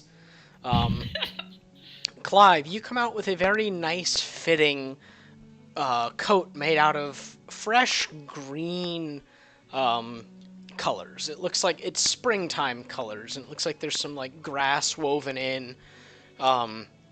There's like long green moss-like material draping off of your shoulders and like a half cape. Very smartly fitting clothes, and somewhat fitting, but at the same time, you know, they can only work with so much when you got the hobo beard going on. The beard, I guess the beard, it probably is like a little bit trimmed. It's a bit more kempt than it was I feel- before. Okay. I feel like the beard can just add to it, though. You know, it's very Forest Man. Put some flowers in it. Yeah, okay. So, yeah. Did they put Boone in anything? Oh, yeah. Oh my god, did they groom him? Yeah, Boone So got fluffy. groomed. They fluffed him up a bit, and they braided flowers into his coat in very, very nice places, and they accentuate his eyes very well. His coat is trimmed down, various matted sections removed. He has a little bow tie on. Oh. Perfect. Yeah. Maria, you come out in a very well-tailored suit. It's not really a long coat as much as it's just a three-piece suit made out of some mysterious material that they told you what it was, but you didn't catch it as, normal. But it's kind of this, like, shimmering black cloth. And it accentuates your skin color very well, and it has a lot of pockets hidden away. Oh. She occupies it. Okay. Dancer, you come out with this, I guess blouse is a good term for it. It is made out of snowflakes, it looks like. But I guess not snowflakes, snow drifts. It's like little piles of snowballs beaded around your neck like those what are they? The giant beads. It's like a necklace almost, but it's made out of snowballs, but they're not cold to the touch. And it's like this nice sky blue vest with what looks like snowdrifts. Like it has a pattern like wind streaking across fresh snow. It's very nice, and you have like this long waistcoat that goes down to the hems of your not hems of your feet, the down to your calves. And it's all like this kind of sky blue color. Sybil, you come out looking kind of like a bumblebee. Oh, What? Lots of banded green and yellows, but they're very flattering greens and yellow, not greens, blacks and yellows, but in some cases it is just very dark greens. It's all kind of tasteful, but also not. As the process was going on, Sybil was like, listen, I'm curious about the direction this color palette is taking. Oh, just trust me, dear. And that's it. That's all you got. I don't trust like that. And then the montage passes over. But most importantly, you were kind of insistent on trousers and Yes. a very billowy shirt with billowy cuffs, and you got that. And it's like it has silk lacings, and you have these like patterns of twisting vines going all the way down your legs. And it's like these black silken trousers almost, with the vine-like material in a greenish gold tint.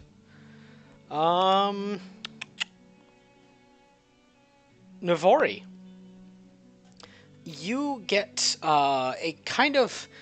They seem to go off of your color scheme in general that you had going, aka the mishmash. But a lot of reds get worked in. You get like this nice scarf that wraps around your throat and kind of trails down your back, about to your mid back, made out of this. You don't know what the material is. It's very light and fluffy, but not like overbearing. You have a 2-piece robe set. The top is a little bit billowy and it has room for a lot of places to hide things. Not necessarily pockets, but just a lot of open room to slip things in. Steal everything. Yeah. And the robe seems to be made out of autumn leaves.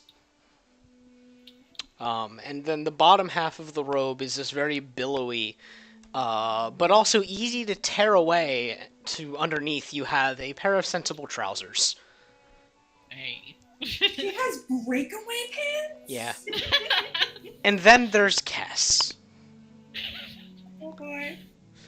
You guys see Kess emerge from a back room. And it's like a scene from all those teenage movies. Oh no. Except she's still wearing her helm. But she's dressed in this kind of light pink, No! leathery armor. Not armor, but like it looks kind of leathery, and it's fitted very well to her. And then there are like streaks of like a red, like just a deep, violent red, like blood or like a flower, all along the leathery armor that she not armor, leathery clothing that probably could double as armor. And she has a cape that goes down her back that is the same dark red color that she has slashed through the outfit. It's all pretty, not tight-fitting, but it's form-fitting with billowy, billowy sections in places, particularly like around the cuffs of her shirt and at the waist. But yeah, Kess is kind of pink and red. It contrasts So- great with her bronze and teal skin. Yeah. Sybil looks at Cass sympathetically because they both got shafted in the car. And then out of character, I want to say, like, wow, Max, good job coming up with that off the cuff. It's almost like you read my mind. It's almost like you knew. Yeah. I honestly thought Cass was gonna come out in a prom dress. Yes, Sam! Same princess dress. Yes! I'm not gonna do anyone dirty like that. Sybil is like, right, well, now we look the part. We look a part. That is so neat. Please don't adult. Kind of like stiffly. Please don't adopt that mentality, Moya. We need all of the hope that we have within ourselves. I want to drive this home. Everybody but Kess and Sybil look pretty okay.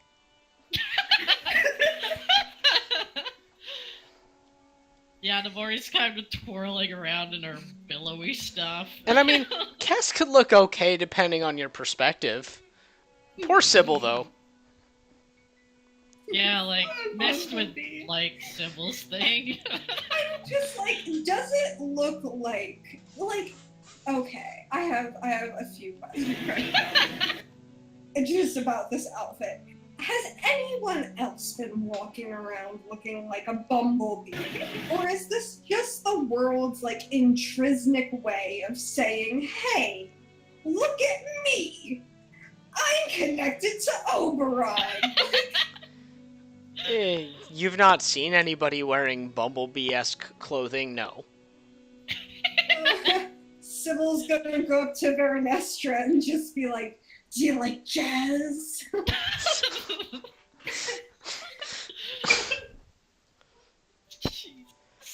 God.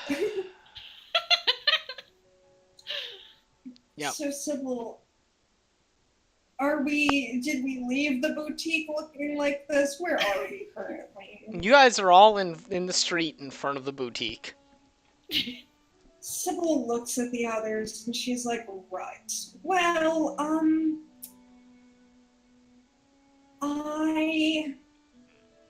so we have options.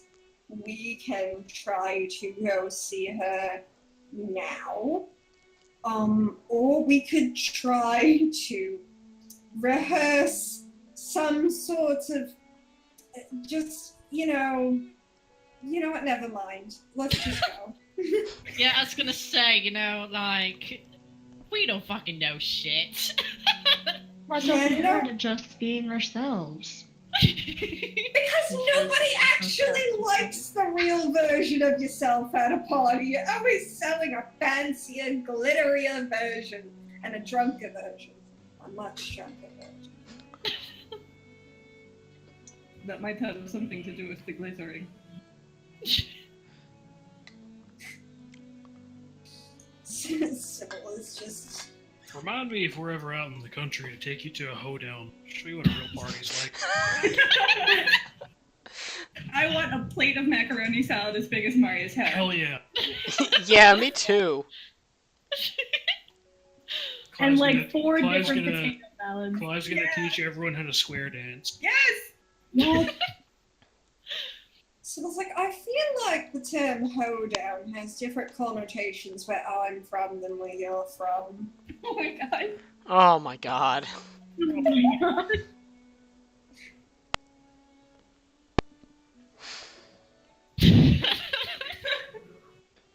Right, so you guys just headed off in a direction. Yes! We're going to the Dawn Throne? The Throne of the Dawn? Terrace of the Dawn. The Terrace of the Yeah. Dawn? We're going to the Dawn Terrace. Alright, you just head off in a random direction because you don't know where that is. Yup.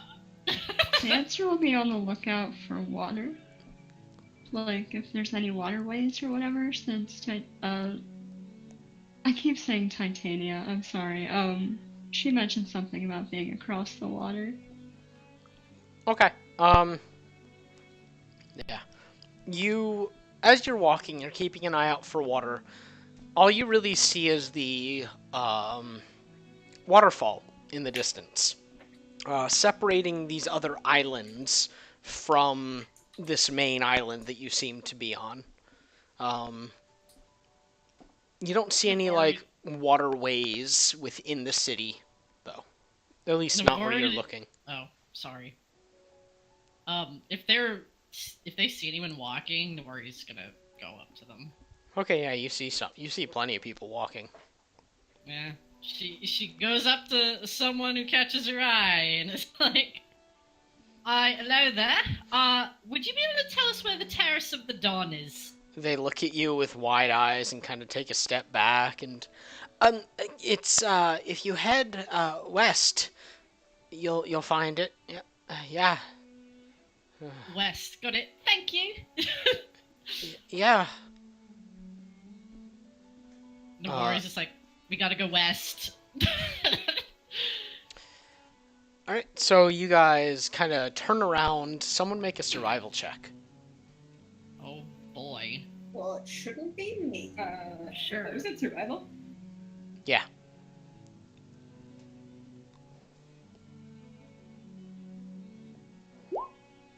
Oh no. Okay. Well, Yeah. Oh. You guys, you kind of quickly orient yourself to west. Um, the sun never sets, but it does go through the cycles, and you find one of the directions, and you go, I think that's west, and you head off in that direction. And it takes you a few minutes Wait, of... what do you mean? What do you mean the sun goes through cycles? It still goes from horizon to horizon, but it never goes over the horizon. Just like when it goes west enough, it just kind of vanishes and then shows back up on the east. I was gonna say he's going back and forth and fucking up the shadows. Yeah, like a pendulum. Like bounce. Yeah. Yeah. No, it just kind of vanishes instead of dipping over the horizon. So Okay. you guys turn around and head west, and it only takes a few minutes of walking before you come to a kind of familiar archway, or a gateway rather. It's not unlike the one that welcomed you into the city. Beyond it, there is nothing but empty air. But further in the distance, you see another floating island caught in the side of this waterfall. And you were told that, the Terrace of the Dawn is over the waterway. This looks like a waterway of some sort. But there's just empty air between you and the island. Sybil sticks her leggy out and she's gonna see if there's. Oh, rainbow. Well, okay. First, Sybil is gonna look at Kess, right? uh-huh. And Sybil is going to say to Kess, "Hold me," and then she's gonna try to step into open air. What? Oh god. All right, Kess When Navori grabs her arm. when Okay. when Sybil's doing this, Navori kind of half turns around and tries to smack her tail on anything that might be a walkway out there. Sybil, you stick your leggy out real far and bring it down, and there's a shimmer under your foot. There's a what? A shimmer, like you're stepping on the surface of, like, glass or something. She's gonna try to step down, feel it out. It feels firm. Okay, Sybil's gonna try to put her other foot down. Okay. When you put your other foot down, the rainbow kind of explodes out, covering the glass-like structure that was standing between the two islands, lighting the pathway for you to cross. Sybil's like, "Whew, okay, let's go." And you guys cross over to the Terrace of the Dawn. It's a pretty short walk. It's about 20 minutes, like a mile almost. And we're going to take a quick break there, because I need some coffee. Okay. We will be back shortly, Internet.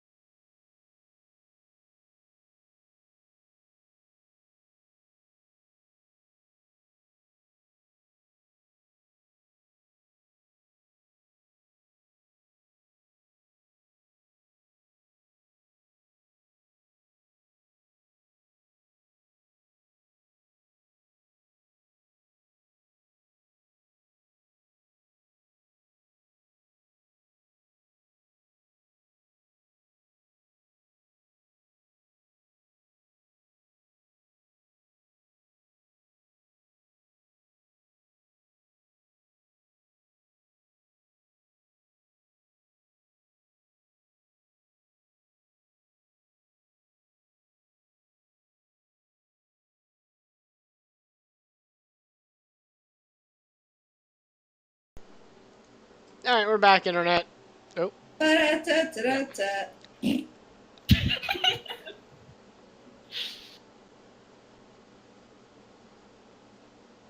Okay. Sorry, I was just checking something on my desktop audio, because I was like, is it not picking things up again? But it is. Oh So, my god, these fireworks. yeah, it's better than other things that we have often Yeah, heard. honestly. So, you guys are now entering what you know to be the Terrace of the Dawn. Actually, wow, I completely forgot. There's a scenery change. Burp. Hey, oh man, look at those weird faces on that gazebo. Oh shit. Here it comes. And a music change. There we go. Okay. So, when you approach the Terrace of the Dawn, you immediately notice that it's significantly less civilized than Maltkiel proper. The entryway that you've come upon is little more than a series of stones arching high, and across from you is a large lake with the only path that you can see across it a series of stepping stones spaced a few inches apart from each other, so you could just stride across it. But they look a little slippery in spots. Beyond that, you see that there's like a rising path on the other side of the lake, with a path that's seemingly lit by torches, disappearing up into a bend. You guys just heading on straight in? Yeah. Yeah. Yep. Alright. You guys head on over, hopping across the stepping stones where you can, jumping over some of the more slippery looking ones. You make it across the other side without incident, though. And you head up the path. It is a slight incline, more like stone stairs than just a straight path. And it takes you up a curve, and you start curving around, and you wind through woody areas sometimes, but there's no grand forest. It is like a bunch of paths throughout a cultivated little forested area, sort of like a park, but clearly more natural. The pathway is continuously lit with these little torches, despite the fact that it's daylight. Turning around one of the bends, you find yourself looking at a enormous gazebo-like structure. It takes the place of a spire on this island, and it's the one kind of spire that you did see from a distance. You can see that there are people, even from this distance you are from it. You can see that there are little dots of people moving around, preparing for something. Clearly working. I guess the better term for this would be a pavilion, rather than a gazebo. Getting closer, you continue to walk, crossing across a number of little stone bridges that head over a small trickling stream that leads back down into the lake that you previously crossed. It takes you the better part of half an hour to walk through this pathway, but it's very clearly meant to take you by things to see.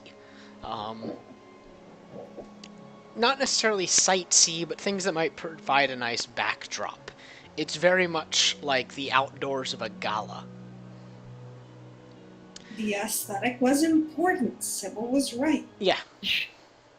As you continue to get closer, the little dots of people that you saw are now resolving into actual people.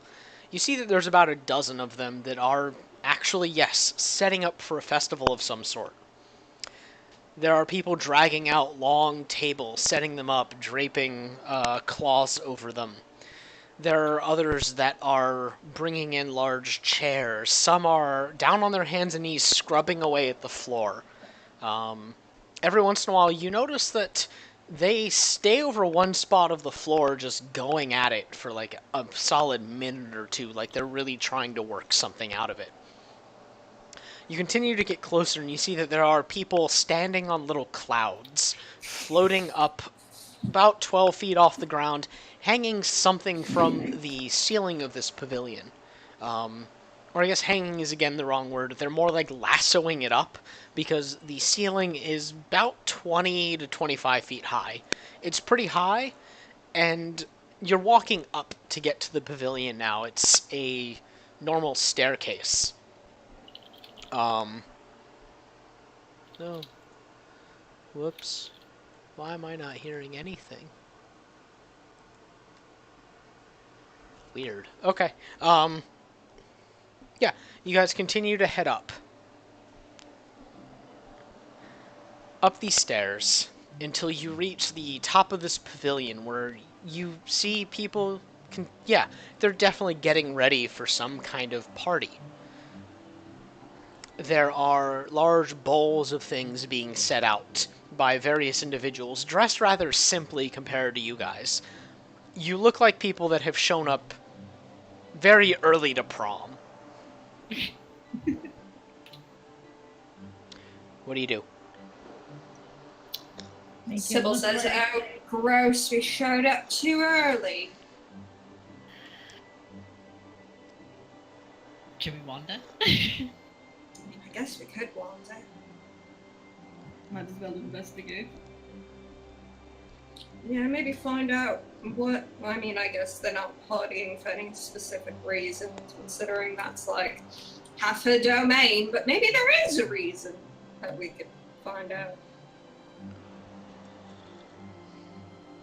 Okay. Maybe find out why she's not doing the things that she's supposed to be doing. Yeah. Yep, sounds good to me. Okay. So... sorry, go ahead. Just when they're like wandering around, like, are all the things that they're setting up mostly like organic, like plant-esque like things that Yes. look like? Okay. Nothing alright. here is made out of metal, it seems. It's all stone and woodwork. Alright. Because that would make Navori less inclined to steal something if it looks like it's growing Oh there. my God. So... Wow. Got her eye on the yeah. prize. Wow. Listen. That's what you do. Yeah. It's not a house party until someone steals your mom's gold necklace. Yeah. Alright, so you guys begin to wander around. It's a rather large pavilion. I guess to give it a general size estimate. I actually have no idea how big it would be.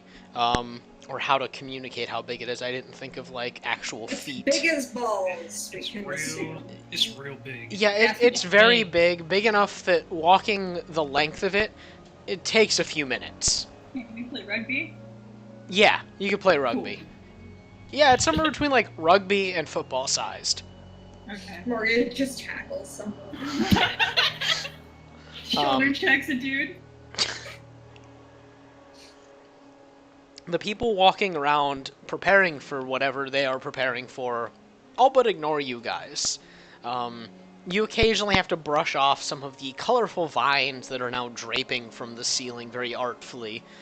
You look up and notice that they are tying up large chandeliers that are very clearly magical because they are made out of branches and vines. Again, there is no stone or metal, there is no metal at work here. It's all stone and wood. You wander for a little bit until a fellow with green skin that looks like it's made out of some kind of plant material. He's got pulled back orange leaf hair and this bright orange vest and dark brown trousers walks up to you and, "Hello, what can I help you with?" Evening. We were wondering. Well, what the occasion is. Oh, We were hoping for an occasion. oh yeah, we're setting up for the solstice.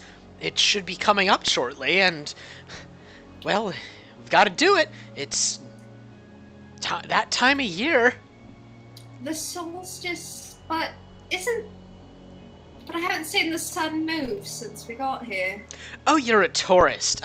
Sorry, silly of me. You're dressed so fantastically that I thought you were a local. Wild. Anyway. Stop. Well, the solstice it's like the midway point through the year. When the time comes, we throw this big party to celebrate the passing of the spring into the summer. And once the solstice festival is over, autumn and winter begin, and we pass our influence off to the unseelie. And, not exactly ideal, but it is what it is.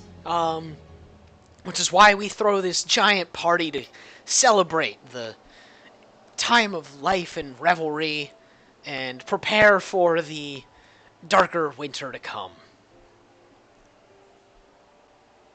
Sounds fun. Oh, it's great. The whole purpose is to give you memories to last you half a year. Cut out, I think. Oh, Yeah. God. The main purpose is to give you enough memories to last you half the year.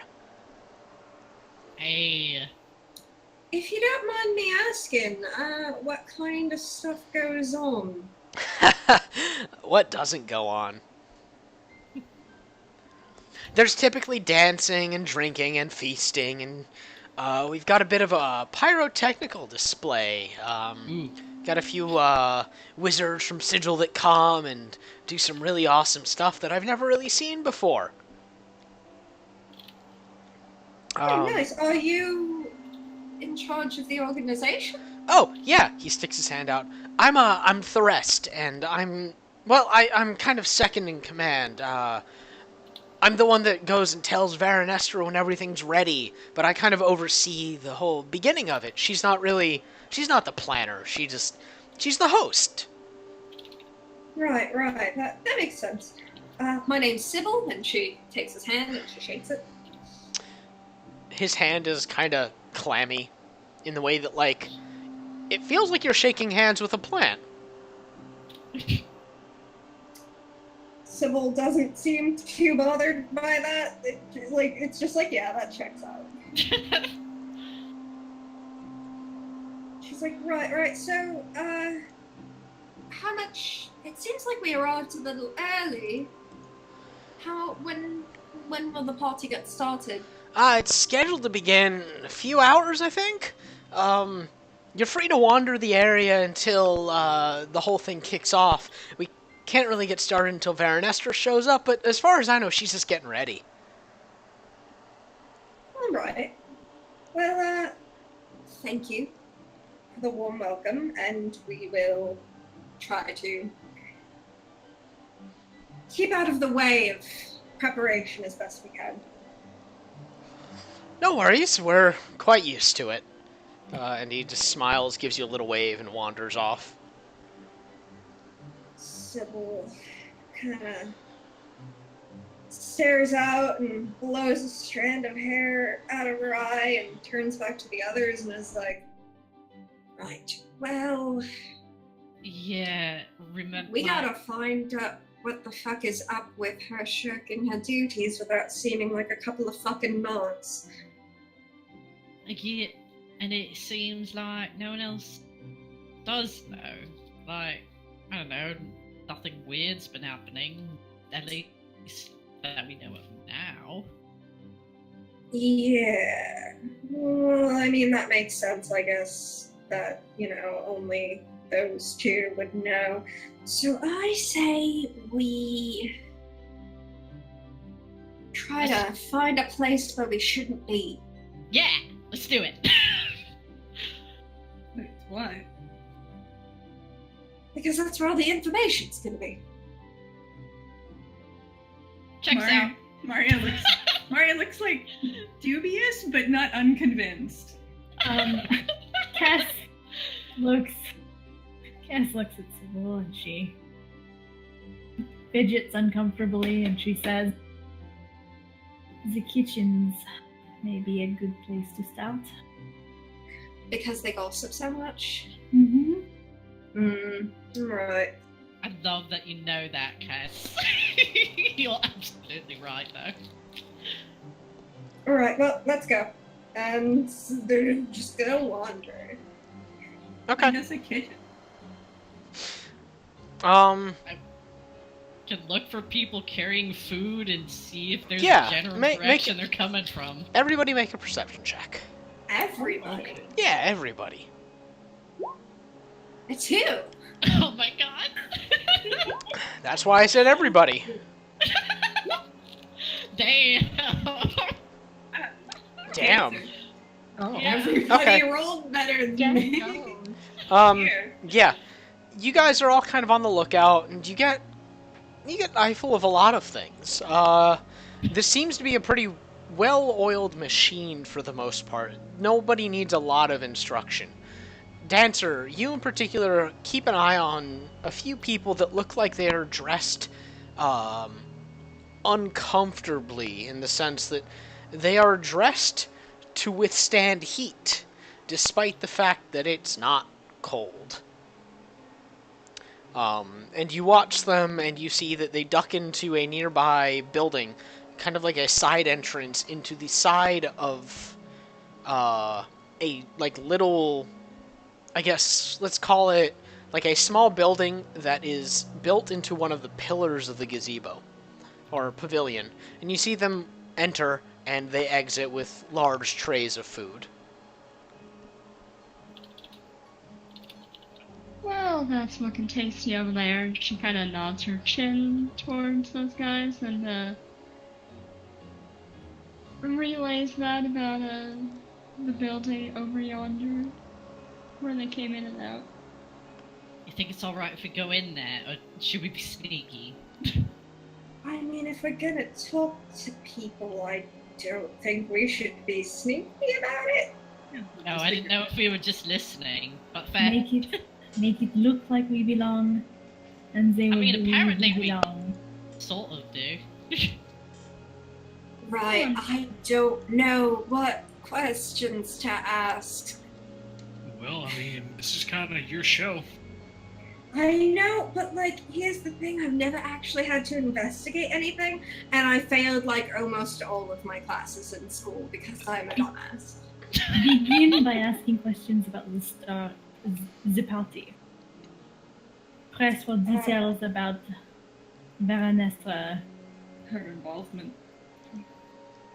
I mean, that, but you could also start by, like, talking about the food, then sort of be like, what sort of things does Baroness like to eat? And, you know, maybe they'll gossip. I don't know.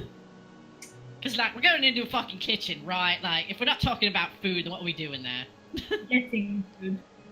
We are early guests, seeking refreshment. Right, well, Sybil walks in.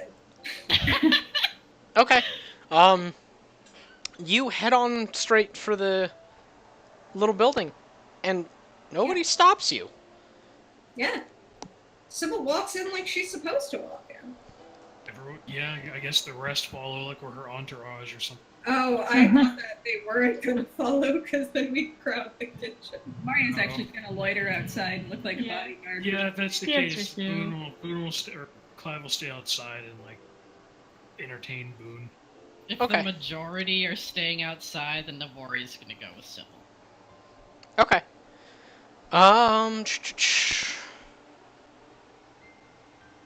Alright, so who is going inside? Sorry, one more? Cass the will warrior's go going in. with Sybil.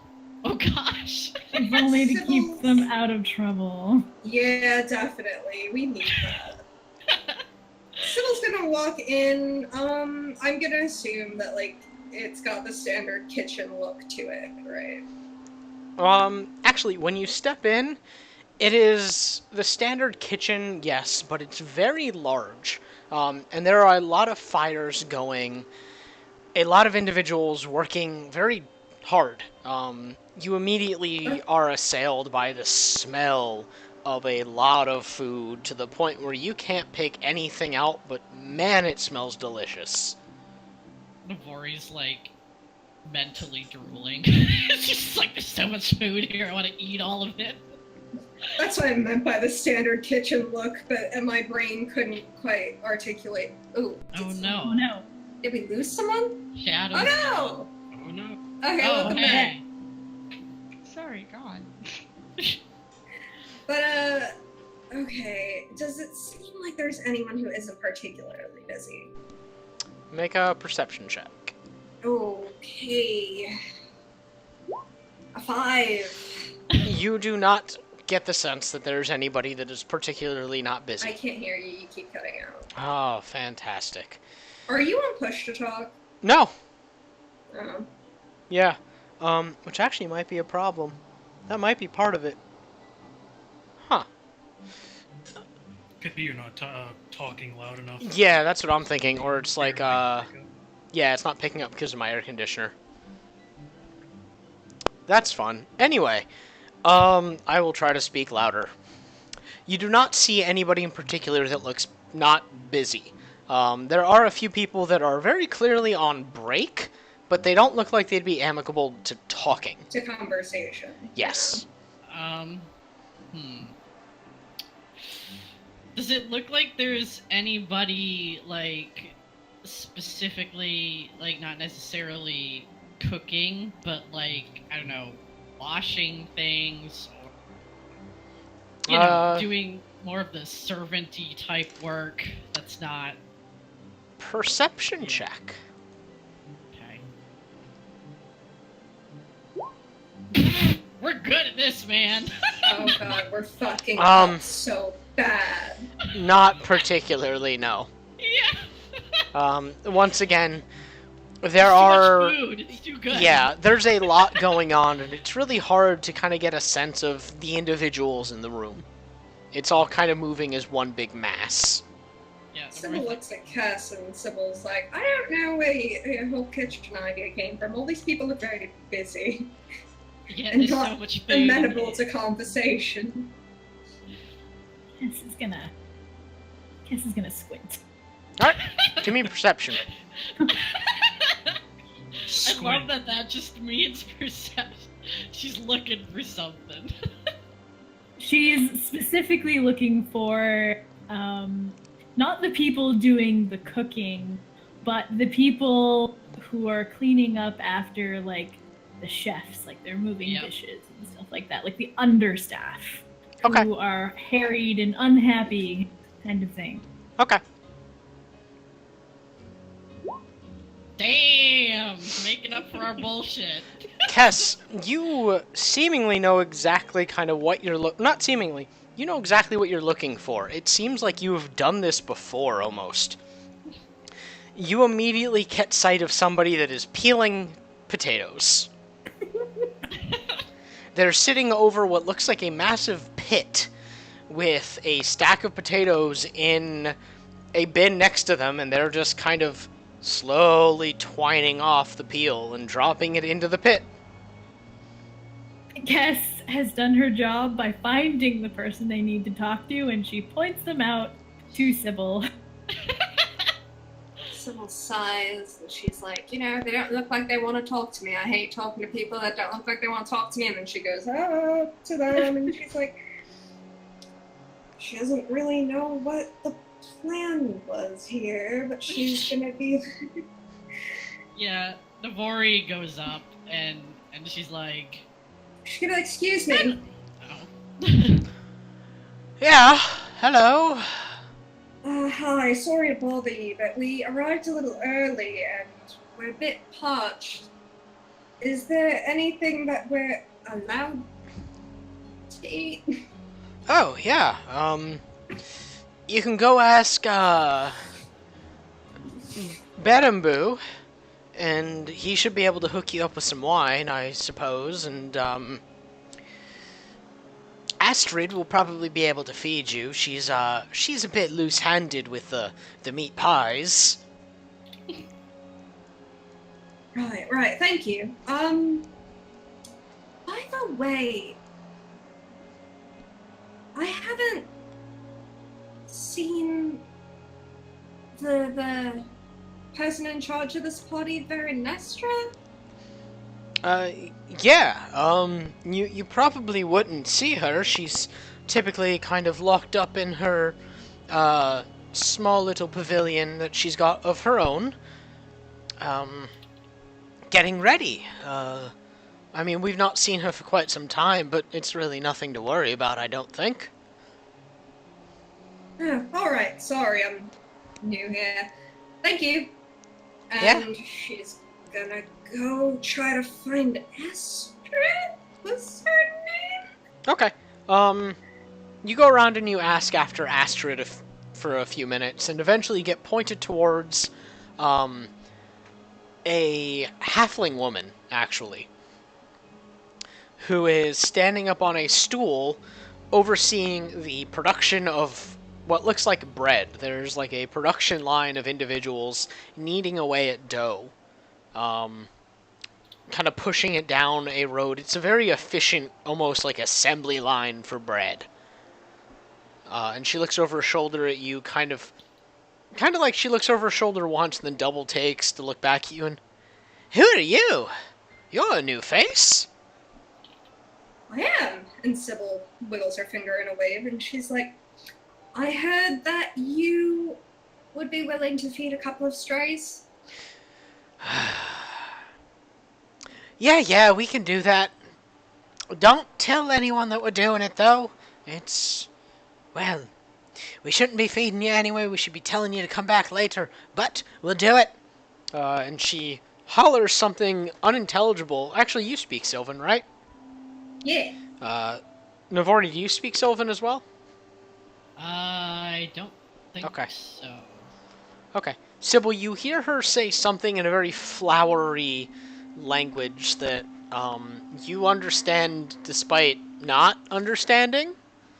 I believe that's kind of your thing with Sylvan. You never learned it, you just have it. And you get the gist that she said, feed these little animals. Sybil stifles a laugh. And she looks back at you and doesn't even look embarrassed when she gets the sense that you knew what she said. She's just kind of like, yeah, I said it, what's up?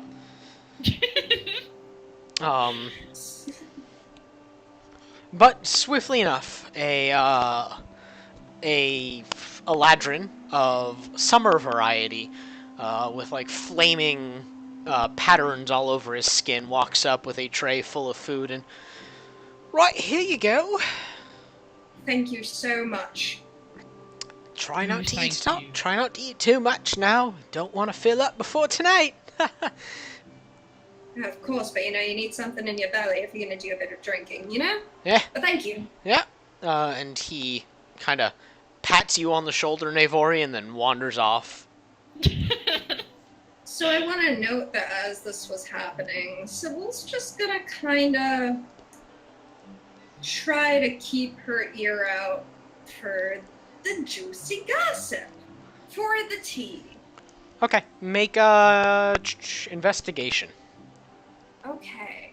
Oh, my poor baby is dumb as shit, so... And Navari helped. An 8. Yeah, Navori, Jeez. you can do it too. Maybe other people should also listen for juicy gossip. What is it? Was investigation? Yes. Okay. Well, Okay. Navori, it's difficult for you to get a lot of information because a lot of these individuals are speaking in Sylvan. No, you're cutting out. Oh my god. That better? Yes. Okay. I think it is that I'm just not speaking loudly enough and need to get a new microphone.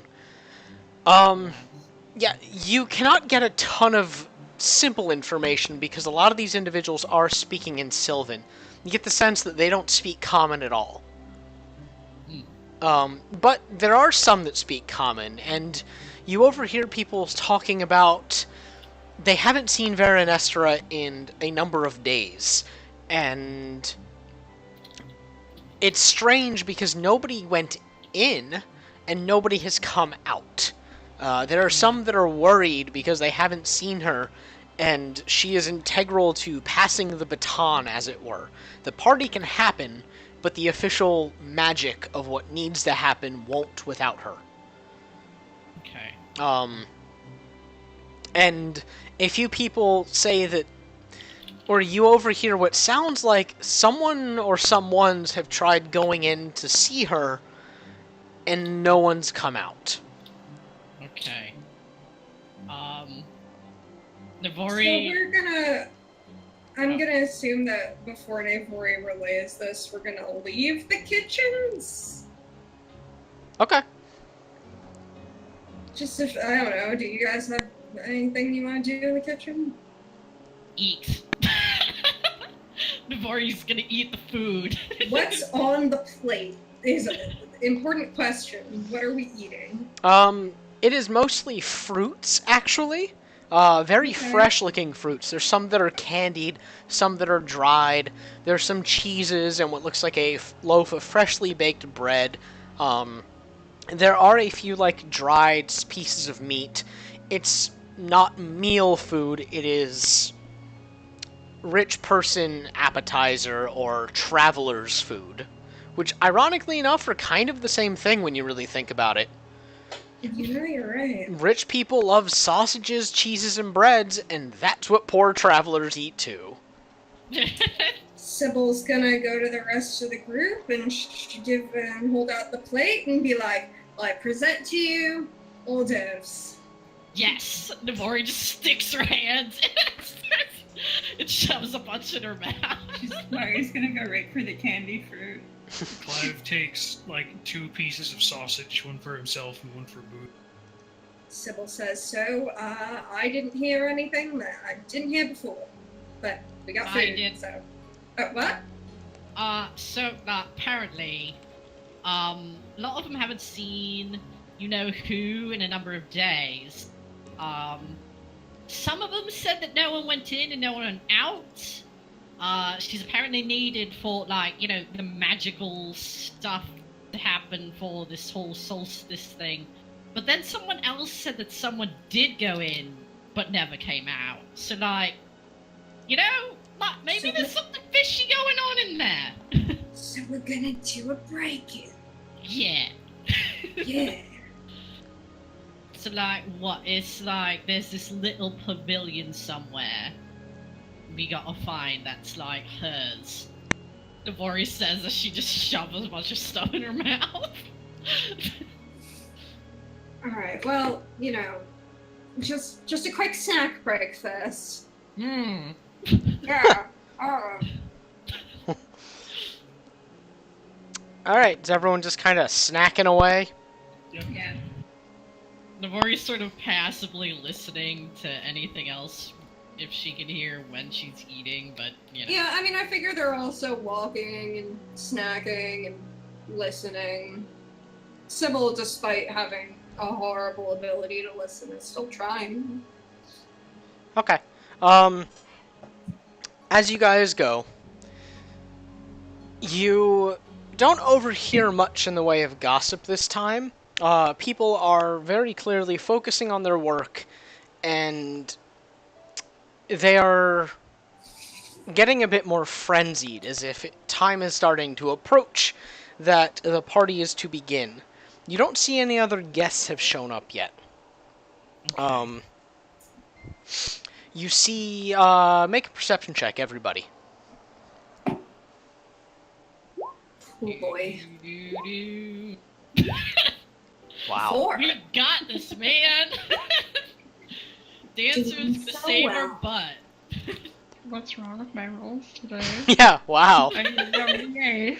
This is terrifying. Keep it up. Yeah. Okay, yeah, you, wow. You're all walking, and you're all mostly getting pretty distracted by the things that are going on. It's a very distracting place. Noise is beginning to kick up as musicians show up, beginning to tune instruments.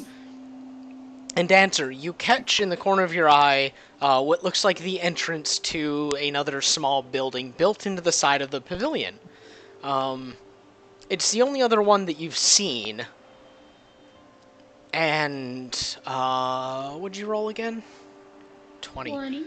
You see something moving in the crease of the door. It's very slight, and you only catch it because you're... You know, like when you don't quite look at something so you notice a weird detail that you probably wouldn't have seen if you were actually looking at it? It's sort of like that. You catch what looks like movement in, like, the edge of the door. Hold on a moment. And, she's gonna fluff the collar of her shirt and wander on over there with that oar to go investigate. What is it?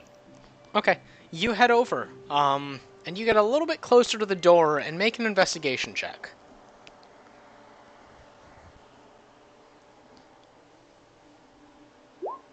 Damn. Okay. Natural 20. Jesus. Hey! Good point. You don't get too close, but you get close enough to see that there's like a black shape. You notice it's actually like a double door. It's not a very large one. It's like two halves of a door that join in the middle to make a double door. And you see something black writhing in the center where the doors meet. Oh.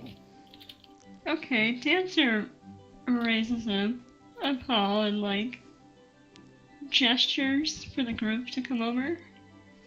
Sybil walks over and she's like, you know, us crowding around this is gonna be a little conspicuous. Mm-hmm. What is that? Well, this seems like a bit of a problem. I don't think that's a Sealy thing. Navori takes out her dagger and it looks like she's gonna poke at it. Oh my goodness, don't do that. Is it just like, what are they looking at? Yeah. Just like a squiggly black thing in the door? Since you're all closer, it's hard to tell, but it looks like... So the door meets in the middle, and it would normally be kind of flush up against each other, right? With just that, like, the line showing to tell that, hey, this is a door. Right. Where that line is, it's a bit thicker than normal, and it's just strange to look at, but it looks like there's something in the crease of the door, like, stuck in there, wriggling. Okay. Yeah. Well, Tess is gonna do Navori's- what she does best. Oh. Well, Navori was gonna try to check for, like... I don't want to say traps, but she wants to check for, like, whatever the fuck that thing is. Like, to see if it's, like... I don't know. Kess, what are you doing first? I guess she was gonna try to, like, open the door. Oh my god. Okay, Navori. And grab it. Okay, Navori, you were going to try and identify it? Yeah, like, she was gonna see if, like, opening the door would have an effect on it. Like, she's treating it kind of like it's a trap. Like, she's trying to see what... You can If make she a can tell make a what would sleight of happen. hand, but with a disadvantage. You guys, this is unrelated, but I keep thinking about Nemo and Dreamland or Toyland or whatever that old cartoon God was. damn it! Well... You have no idea what this is, and it's impossible to tell what touching it will do. Okay. I'm Um, already still tempted to, like, just stick her dagger. so Kess, what exactly are you doing? Just gonna open the door with one hand. Okay. You step And- forward and put your hand on the door, and there's no doorknob or anything, so you kind of have to dig your fingers into that crease a little bit Yep. and start to pull back on it, and there's some resistance at first, and then... Huh? What was the second half? Oh, and then she was gonna grab like the black or touch the blackness, to try to get a hold on it. Okay. See if it's goopy or like corporeal or what it is. Make. Okay. You pull the door open, and as you kind of dislodge it, this black whatever it is suddenly drops down quickly, but like in like liquid form. It's like a liquid was caught in there writhing about, and the second that you've unlatched the door, it falls down quickly and just kind of splurts up against the ground, makes a puddle. Don't like that. Is it like still moving? Like, is it trying to go anywhere? Right now, it's just a puddle of black goop. Sybil says, okay, everyone just stop for a minute. I'm gonna do something. And Sybil is going to cast Unseen Servant. And Eunuch she doesn't realize that Joe. she's... Yeah, Eunuch Joseph. The ghost of Eunuch Joseph. She's thinking about him, right? And it's a very inappropriate moment, but she can't help herself. And she's gonna try to like lift up the goop. Lift the goop. Okay. The unseen servant. You guys see like little pieces start to lift up, like it's being pulled up by hands, and the goo is like dripping between fingers. Whoa. And then there's a not loud, there's a strong gust of warm air that pushes past the doorway, and a big smattering of this black goo just spatters past you guys and hits the floor. It doesn't hit any of you guys. And you see an individual down this hallway that has now been exposed to you come stumbling past, trying to run, and just this torrent of black goo rushes up behind him, collapses down on him, and pulls back, taking him with it. Into the room? Yeah, he didn't make it to you guys. He was running towards you guys, seeing that the door was open, and his mouth was opening as if he was going to yell something, but this just tidal wave of black goo shot forward, consumed him, and then pulled back. Sybil, she's like, Marty's gonna have a flashback. I wanted a party. I just this once, I thought maybe we could get past something without a fight. Navori, well, Sybil's like lamenting her fate. Like, she's looking at Cass and she's like, you got anything to keep this door open? No. And she's gonna walk in. Yeah, Okay. dancers. Navori, Go behind her. she pulls out one of her normal daggers and she tries to wedge it. Like, The door's not going to shut behind you. okay. Yeah, Well, if it was, like, she was gonna try to wedge Okay. a dagger in there, Yeah, she'd be no, able like- to get it open. Like, it seemed like, oh shit, the door wasn't able to open, so let's make sure we can open it. Yeah, if no, we the go the in door, here. the door's... Kess doesn't have to hold the door open to keep it open. You can still, like, lodge a dagger in, though, just to make sure. Yeah, she does that. Okay, you lodge a dagger in just to make sure, and then you guys head into this hallway. And then she's gonna go in. Okay. But, I don't have a scenery change for this one quite yet, but Oh. yeah. So, you guys enter this hallway, and it's pale stone with a checkered floor, between, like, this yellowish orange color. And it's relatively clean, but you see droplets of this black fluid dripping down the corridor and around a corner. Navori's gonna look up. Like, I- did you see the ceiling? It's, Yes, you can see the ceiling. Is there goop on ceiling? Make a perception check. Boy. Hey. You don't see any goop on the ceiling, no. Okay. I just have a brief question. Uh-huh. Are they carrying around their gear? Yes, you never set it down. Okay. Oh yeah, Clive would have refused to part with his crossbow. Yeah. Oh, You, yeah. you guys didn't go back to the Adventurers Guild, so you kept everything.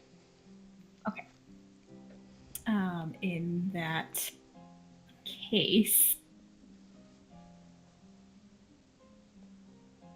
Cass is gonna, pull out her shield Okay. and her warhammer. Yeah, Mori gets her shield, her spiky shield, and a dagger. She's gonna have him handy, and she's gonna cast light on her shield. Sybil makes the sword go whoosh, and it appears. Okay. Navari makes sure to keep away from Cass when she's casting light. Yeah, Cass goes first. She casts light on herself. She is a beacon. Okay. 1 second. Now, you all had also said the dress could possibly double as armor. Does it give her any AC? That was a fancy way of me saying that it counts as armor. Okay, leather armor, I'm guessing. It counts as whatever armor you were wearing. Oh. Yeah, Oh, I didn't okay. want to be like, forced costume change, and your AC changes. Yeah, we just so- got reskinned. Yeah, so it's like, it is like specially fortified material.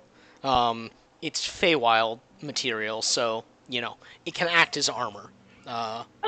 Judging by what you've seen so far, you're pretty sure that people here wouldn't wear armor to begin with.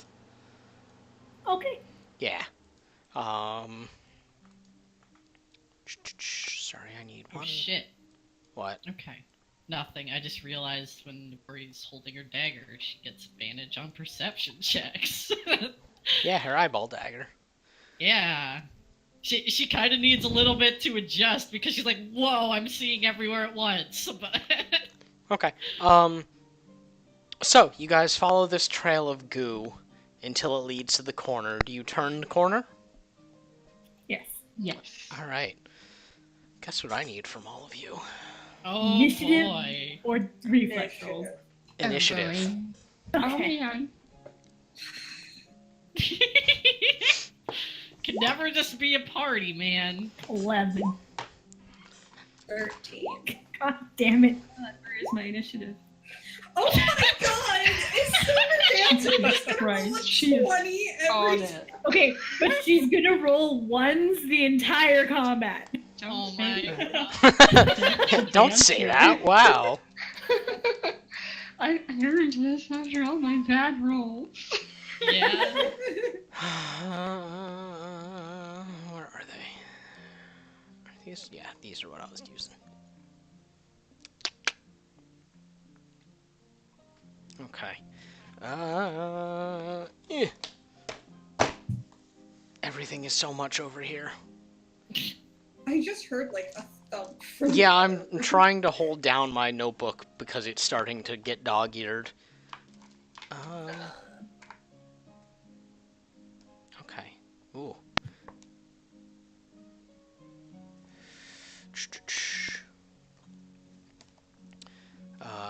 I'm gonna try and use the turn order thing and roll 20 again. Because that Yes. has the potential. Alright, let's see. We have Dancer, obviously, first. Dancer and Prancer and Oh, right I click. fucked that song up. Alright, we've got Dancer, then Clive. And Donner and Cupid and Vixen. And then You did it. Sybil, Kess, and Navori. Marius Brr. before Navari. Oh, Sorry, yeah, I there we go. Forget to, Yeah, no, don't it did. forget to slap down a token for Boone. Yeah. We need a Boone token. He needs his Aw. own custom token. Yeah. Yeah. Cough, cough. Artist. Yeah. Wow. You can Um, just get a picture of a dog. Also, move your tokens around to reflect a marching order, if you'd like. If No. what you have now is fine, then that's I'm gonna guess that Cass- Kess well, is in the lead, probably. Yeah. Cass. Yeah. Navari was near Cass. Yeah, Sybil's Dancer gonna be too. the fuck in the back. Yeah, I not excited. Oh, roll 20 is fucking up 5 different ways for me right now for some Oh reason. no. Looking for the There, boon. now we're symmetrical. Everyone's all over the place. Now we have a symmetrical formation. Yeah. Jesus. We got in formation. There he is. Baldur's Gate marching thing. Yeah. Hell yeah. All right, there we go. I was looking for the precise token I used, so I had to open up another map real quick. Wedge formation for life. Yeah. Yep. All right. Hey, it's a doggo. Yeah, and then Yeah. you should still have control of him. All right. Let me see. Let me write down my initiatives that I need to know.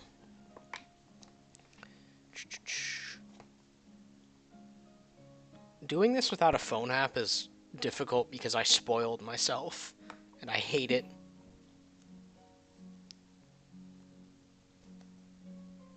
Man, they're just going through this, and Sybil is like, this is just like one of my tabaxi wood carvings. I Jesus. forgot about that. God.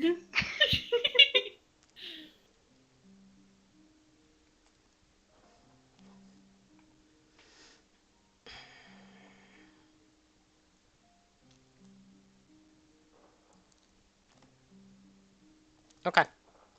Silver, you are up first. Okay, she's just gonna move forward a little bit and, take a good look around, like I'm noticing, like these patches on the floor. Okay, make an investigation She's check. in- Okay.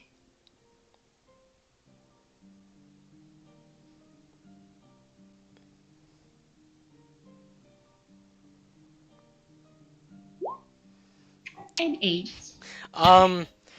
It looks like the same kind of goo trail that you were following before, and you actually look over to the pillar next to you, and you see that it has a similar material kind of coating it. Ew. Right, well, she's gonna touch it. Okay, yeah, you just touch it as you're, Gross. Just put your hand on it. Yep, it is kind of slimy and oily. Okay. Alright, Clive, your turn. So Clive doesn't immediately see anything. No. Clive's gonna do a perception check. He's gonna look around. Okay.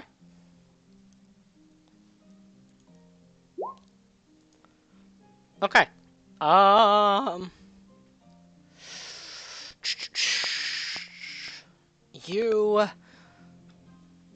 You don't see anything obviously aggressive towards you. You do see footsteps within these puddles, or at least in the puddle nearest you, and you see what looks to be like a tooth. Oh. Oh no. Tooth. Clive's gonna. Is it the puddle that Dancer is standing next to? Or? Yeah. Clive's gonna walk up here and he's gonna reach out and pick up the tooth. Okay. It is a tooth. What kind? Is it like a canine or a? It looks like a molar? molar that is completely clean of any kind of flesh, blood, or tissue. Is it about the size of like a human Yes. molar? Oh, good. Oh, jeez. Love that. I believe that's your turn if you don't want to do like a bonus action of some sort. Nah, he's just gonna whistle for Boone to walk next to him, and that'll be it. Okay. Sybil, your turn. Sybil's she's gonna walk up, she's gonna just hang out, Oh, be happy as a clam, I see it. an idiot clam. Okay. Is that it? Oh, I see it too. Yeah. Yeah, I mean, she's good. Okay. Sybil's good. Okay. I don't know what you guys see. This will be fun. Cass, your turn. Okay. Well, gonna. Oh boy.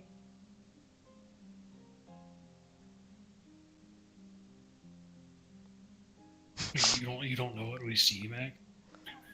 No. How do you not know what we see? You made the map. Yeah, I don't know what you see. Well. Oh, yeah, ignore that. Oh. Yeah, Ignore that- Why did you put to it? Ask Ken. Yeah, Using. that was me. So pulling back the curtain, I have to have a token of some sort on the field for the stream to see it, and that was the one I was using. Yeah, that was the one I was using, but I stopped. You are the blob. Yeah. The blob. has Yeah, now no, it's actually, ascended it is its super purpose. frustrating sometimes to find a token I can put on the field. Sometimes I have to put it on, like, one of the pillars is the one right now, and I have to put it on the thing where I have to be careful that I don't click on it. I'm guessing it's the one that doesn't have the cross through it. Yeah. One. Yeah.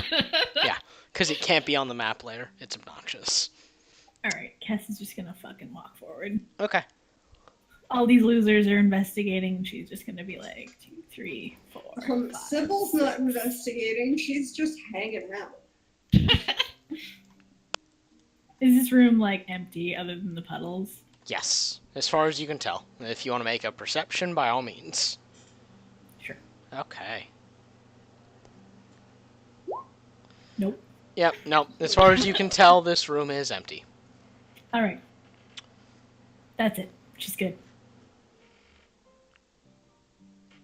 Okay. Maria. She's having a bad time. Oh no! But she's going to go around and look around the side of the pillars here up at the top. Or I don't like the goop. Where are you going? Okay. Just up here. Yeah. Okay. Perception, if looking you'd around. like. Yeah. She does not want to see anything.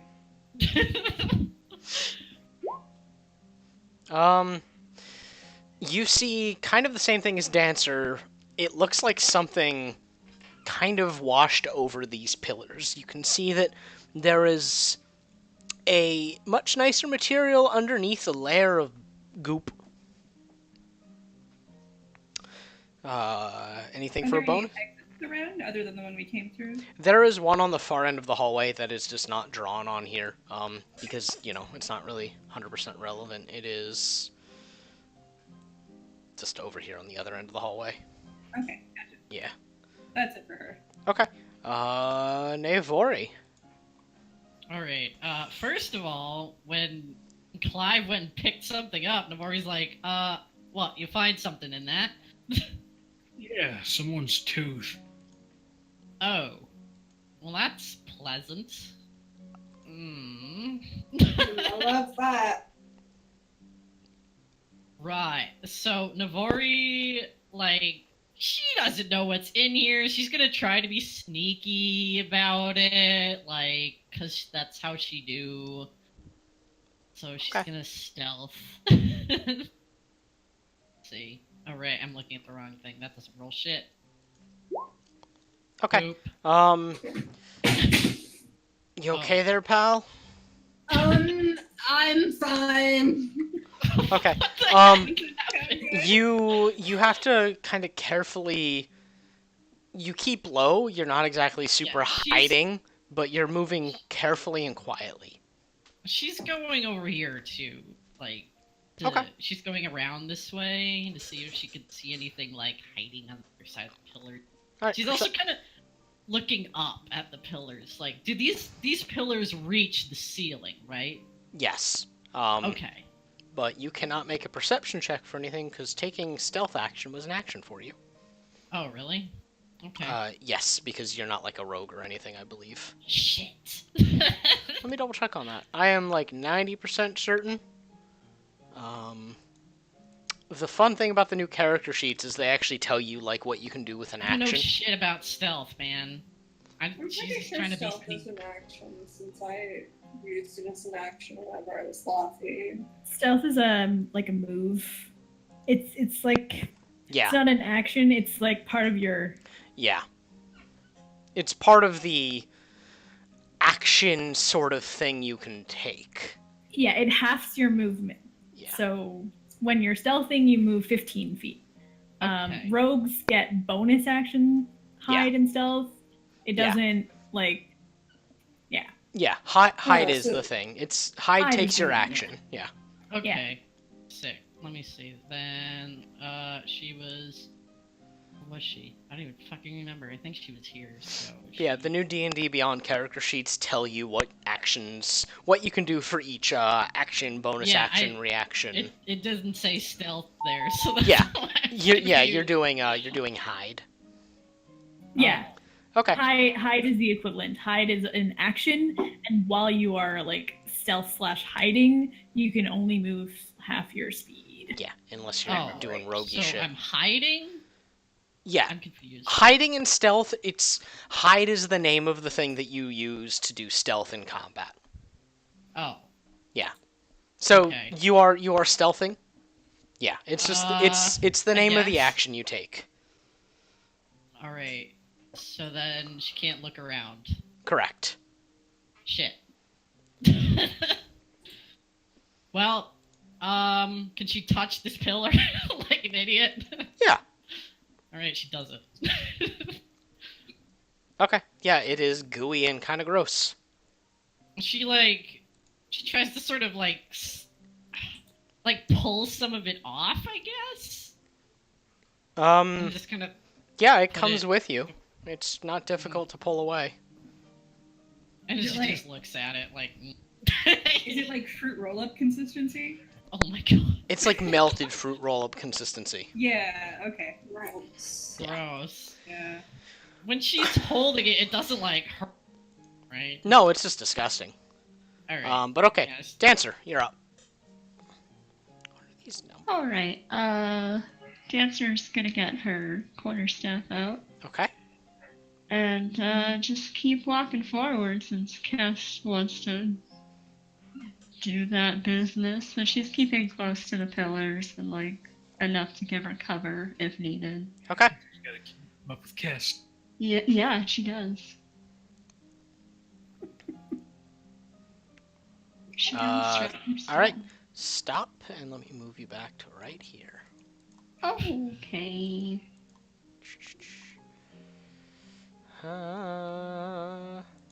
As you walk past, something kind of sloughs up off of the ground, like rears back, and it's this almost translucently black pile of goo, and it lunges at you. There we go.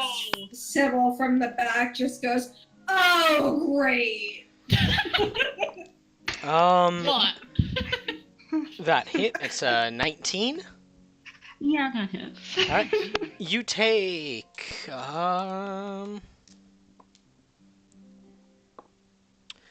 3 points of bludgeoning damage and Oops, slap. 2 points of poison or 2 points of acid damage as this thing rears up and just slaps up against you.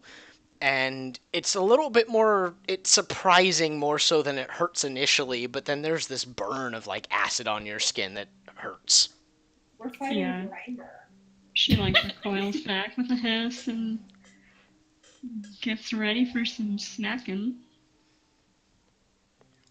Gonna cat slap. Yeah, she got her stick out now. Okay. She's not You have your actions and stuff because that just interrupted your movement. Oh, okay. So you can like continue your movement, or take your action against it. Okay. She's gonna. What would you say, token? Oh, that's tempting. Just like out of reaction and surprise, she's gonna take a swing at it with her quarterstaff for now. Okay. Well, this is too relaxed for combat. Yeah, I was gonna say, when does the combat hit? And then there's like crazy death metal for the goop fight. Yeah. Okay. 11. Yeah, that hits. Okay. Let's see.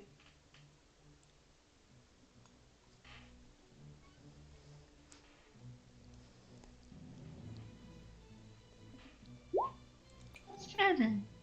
Okay. Where the fuck is my pen? There it is.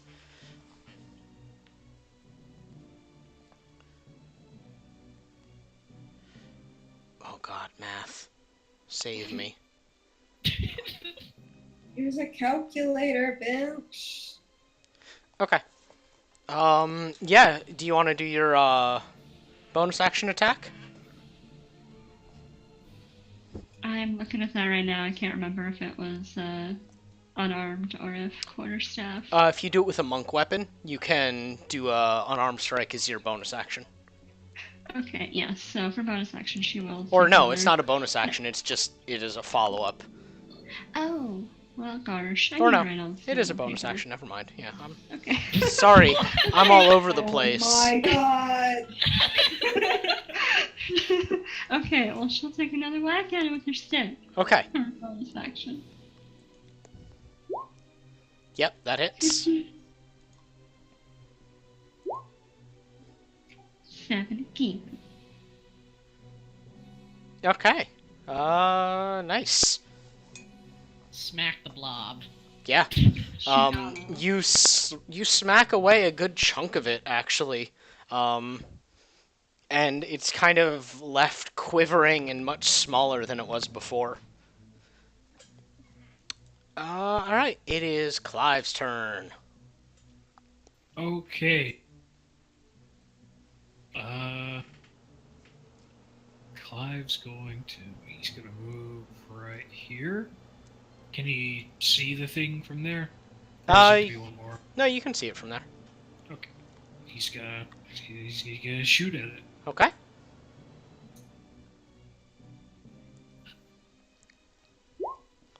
Hit. Wow. They're oozes.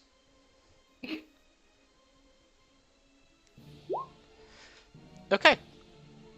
Lots of sevens. Yeah.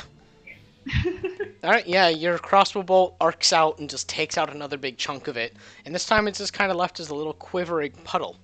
However, you hear a noise from behind you. Oh. An ooze comes out and lunges over at you. And it's gonna... Actually, hold on, I forgot. I can add these to turn order now. Let me see. How do I do this? Yeah! There it is. An entire blob. Yep. It's actually super useful. Okay. It is just gonna attack you. Where's my d20? There it is. It missed. It tries to come out at you, and it just kind of flops up against the ground with a wet... It gets some mean porkin from Boone. Mean person. Sybil. Give him a real big fright. Yeah. Sybil. She looks at the ooze and she's just like, nah. And she takes a step back. And she is going to hit it with an Eldritch Blast. Okay. Which does a certain amount of damage that I need to. Okay. So 1d4 plus 4, but I have to hit it with. You do have to hit it first. Yeah, I do have to hit it. That is how this works. I have to hit it first. So that's a 17. That hits. Okay, 1d10 plus 4. Oh my god. Is Roll20 freezing up for anyone else? No. No. No. Nope. That No. sucks. Well, it's freezing up for me. It does that many. Okay. Damn, nice. Alright, yeah, a thin beam Also- of green light shoots out and just rips out a chunk of the ooze and it just shudders. As a question, Sybil's not like looking particularly hard, but are there like doors at the end of the hall? Yeah. Like I said, down here at the other end of the hall, there is the hallway continues. I just Right. didn't. The lighting thing is a pain in the ass to fix after it's done. So yeah, there's the rest of the hallway, but it's just not pertinent right now. Okay. Yeah. But there's like more hall. Okay. Yes. All right, A Kess. door! Yeah, there. Kess, you're up. Surprising exactly no one. It hits it. Okay. Fucking smack the ooze. Squish. Slorp. Oh. We're gonna come out of here spattered after we got these new threads. It's like I'm not even like I keep thinking about DIY slime. What? That hits.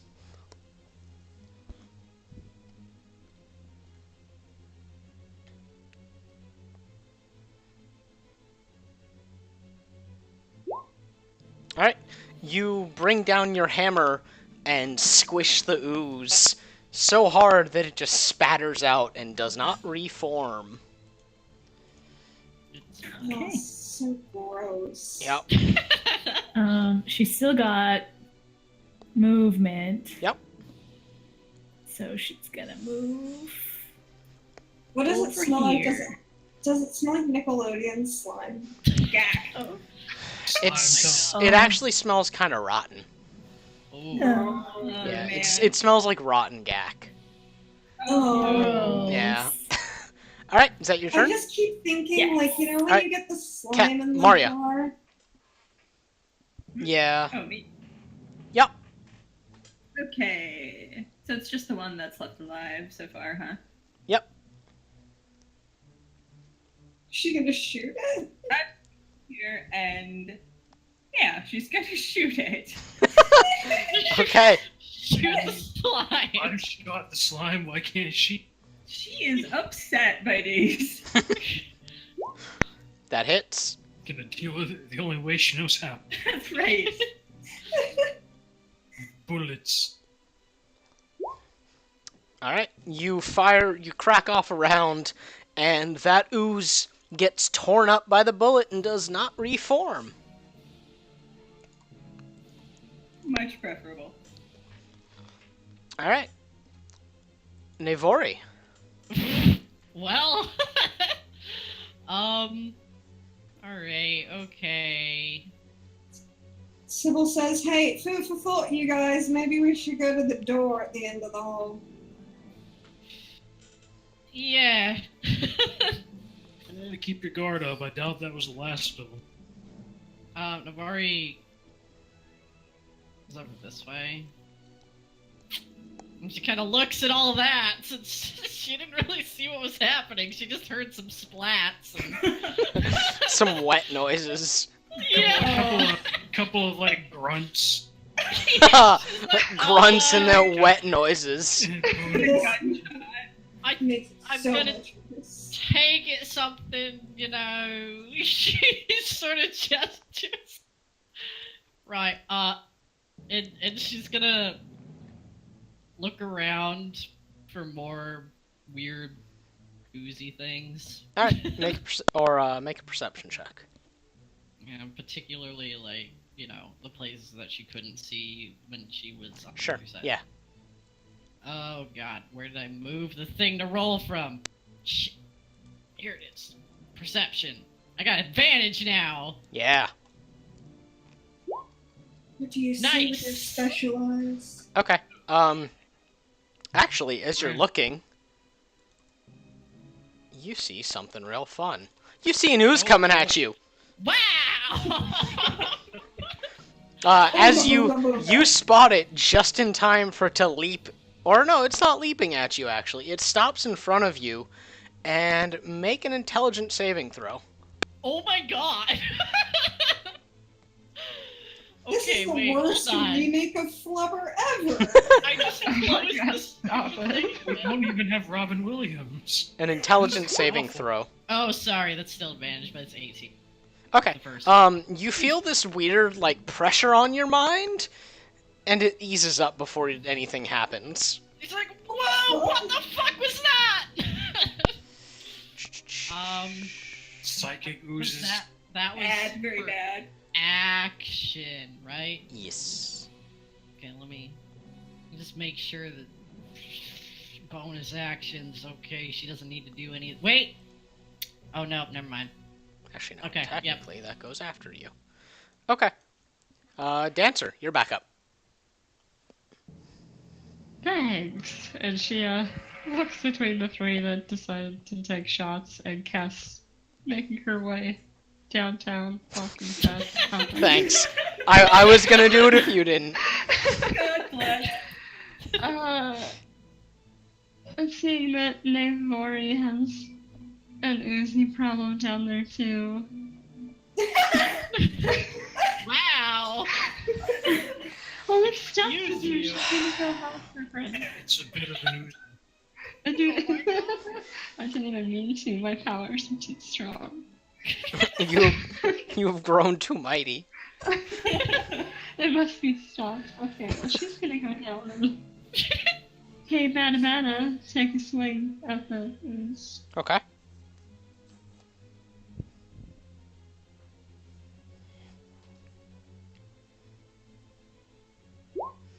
That's a hit. On what? Okay.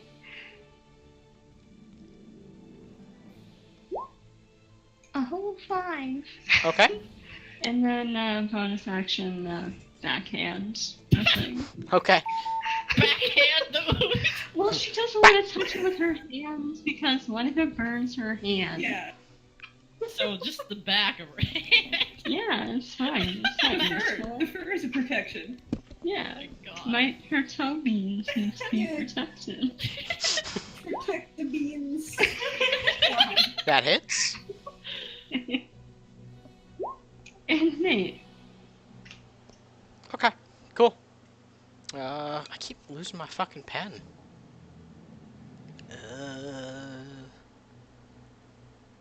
Alright, cool. Clive. He's gonna, do the thing again. He shoot more slime.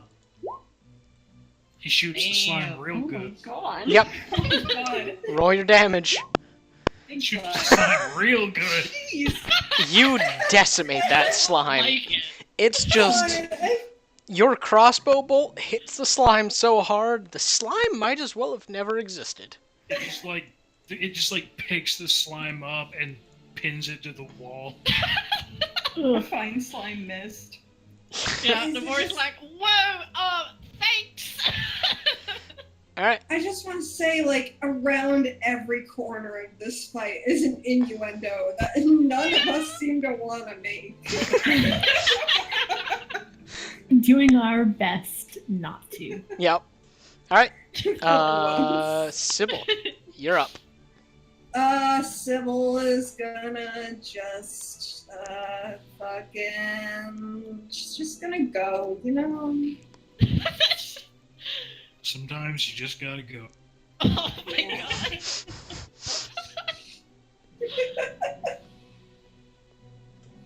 I mean, that's it, really. Okay. Then Kess, you're up. Everything's dead. That's exceedingly unfortunate.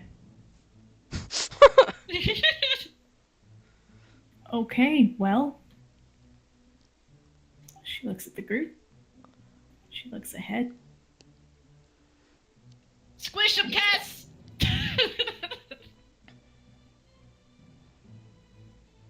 Is she just gonna fucking book it for the door? Yeah, she sure is. Oh my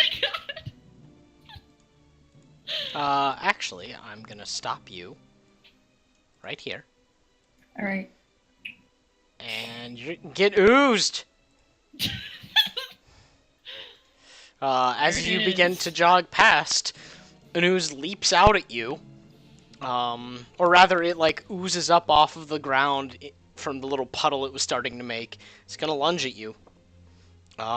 With You a lose, you lose. 19 Oh my to hit. god. A 19 to hit. Yeah. Damn. Yeah. All right.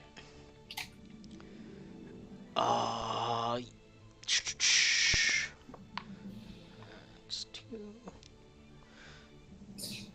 You take 2 points of bludgeoning damage and 4 points of acid damage as the ooze comes up and smacks you. And once again, that part's just kind of offensive, but it's the acid that stings.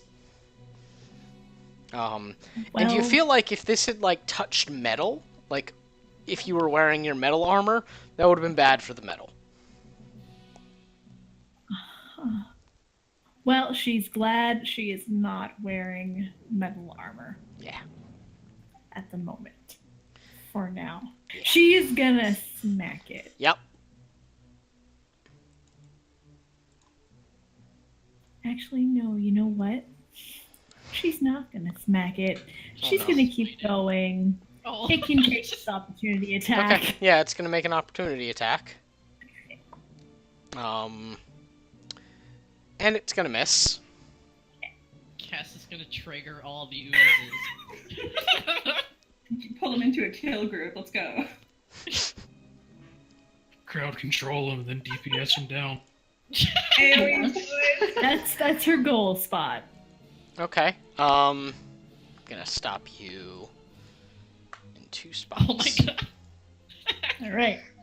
Many oozes. In fact, yeah, you're just gonna stop. Let's say like so.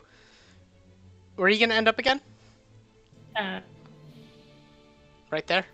Yeah, right there. All right. That's where you end up. But Okay. 2 oozes swing at you as you run past. A miss. And a miss. However, if they get turns after yours, and they are unsentient oozes, so they're gonna start sliming at you. Fuck yeah. They just go slurp all right on over. Sybil is just like, ugh. These 2 are gonna swing at you again. Perfect. A miss. And a 21 to hit. Yeah. Sybil's not enjoying the ooze cruise. Oh, Oh my god, get worse than the sewers. Alright, you take 7 points of bludgeoning damage and 3 points of acid damage. That one rolled nice.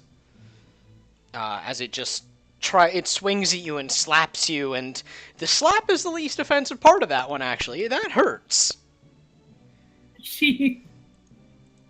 That's fine. Okay. She's done her duty. oh my Alright. god. Maria, you're up. Okay. She's gonna come down into the center of the hall there. Mm-hmm. Appropriate. And she is going to load a new bullet, take aim, and fire. And if it hits, something fun will happen. Okay. Oh boy. Boy. Ooh. Shooting a spicy bullet. Should be the one right in front of Cass that she's aiming for. Okay. So, that one. Yeah, that hits. Okay, so she's gonna roll damage for that. I'm scared. And then everything within 10 feet apparently takes another 2d6, but she's aiming it so Cass isn't in the box. Okay. Or trying to. Okay. Let me check that. Yeah. I just want to make sure that I know what I'm going to be reading there. Yeah, it's bursting arrow, by the way. Okay. In all creatures within 10 feet. That one is going to hit Kess. Oh, okay. Yeah, because Well, she it's going to doesn't be know, like, and she's upset. yeah, it'll be It's like fine. that. Okay, she'll roll for that too. Okay. But yeah, nice. You hit that other one too. Damn. Okay, so that's a lot of damage. Nice. 4. That was 6. Alright. Cool. Yeah, you pop off, and you guys see, like, the bullet hit the ooze and then explode in, like, this kind of bright white light temporarily, and the other ooze shrinks down because of it, too. Yay, bending reality. That was 5. So Cass isn't wearing her typical armor. She's in a dress. It's pretty obvious that she's bleeding from several places. Also noteworthy, she bleeds blue, like a tealy blue. What? Nice. Okay. Like she basically looks like an old copper/bronze statue, and wherever she gets wounds, she bleeds that like tealy Like color. That's rad as fuck. Yeah. Alright, cool. Navori, you're up. So Nabori's done hiding because these are fucking oozes and it saw her anyway. So, she hears like explosions and she saw Cass just run away. So she's coming up here. See how much further can she?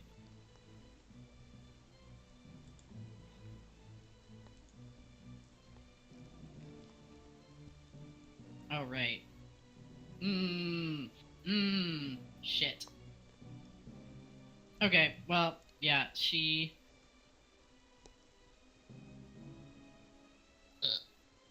going up as close as she can get right now. Okay. Figure out how far. I forgot where she was. No, she was like right here, wasn't she? Yeah. Okay, so she can. You can go one more. Boop. And let's see. She's still not in range for that. I don't think. Yeah, nope. Nope. Shit. Well, she looks like she wants to get to Cass, but, well, sucks to suck. So, instead, wait, that's touch. Fuck. I'm not used to these things, man.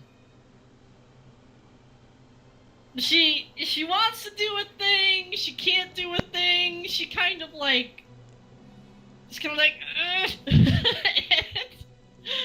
and her will to do a thing, but her confusion in what to do manifests as a chaos bolt. Okay. So she's going to... Which one is she targeting? Okay. That one. Let's see. What do I fucking roll for this shit? Oh god, I have too many things open. Her shit is what? Spot? Spell attack. Spot. So. That's not a -1. Come on now. There we go. That hits. Sick. Okay, so let me fucking read this weird ass spell real quick. Right. So I hurl a thing. It's fucking weird. 2d8 plus 1d6. All right, it's the weird one. Yep. So 2d8.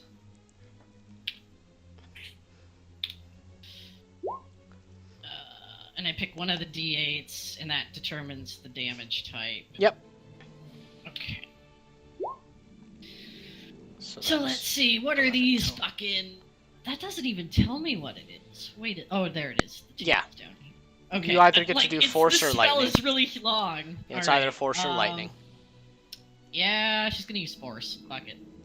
Okay. It's just a big whammy. Just, Alright. just fuck Yeah, you. this big, like, this bolt of force comes out and just squishes the ooze until it's just a puddle. Yeah, she's like... and she's also gonna use a bonus action to healing word cast. She's like, I don't fucking know what just happened, but I want to help you, so... Okay.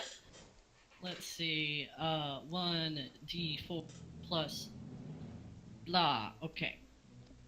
D4 plus 3. A whole 6. All right, That's good. Dancer, you're up. She mumbles something about Cass being so eager, and she's gonna charge on ahead. Up my feet. And, well, I might as well give this a try, and she is gonna do Radiant Firebolt. Oh shit. Yes, she's gonna do the same. All right, throw your Hadoken. Gonna Hadoken that one. That's, closest to Cass. Okay. Okay.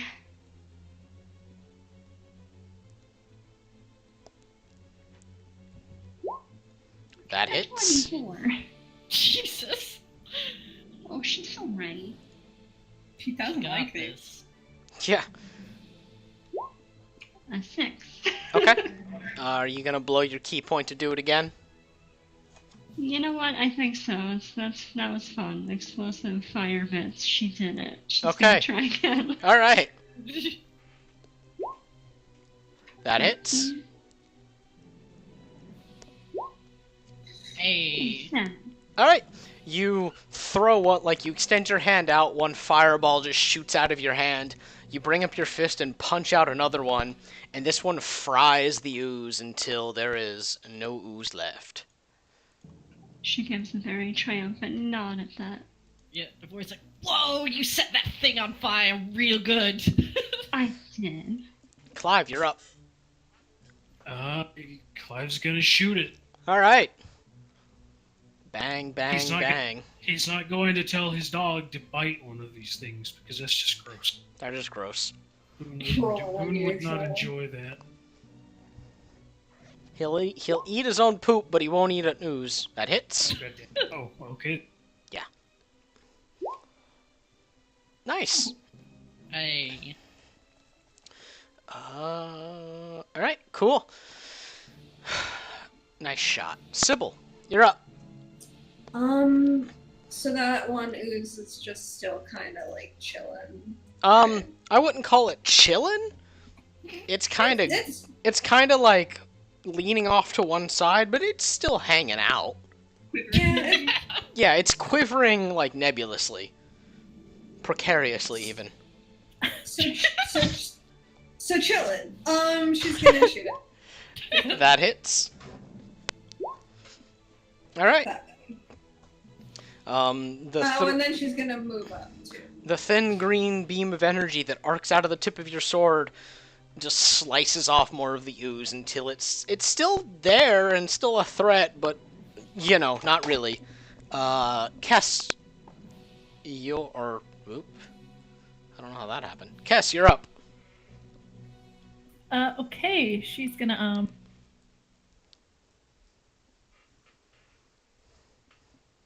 fuck.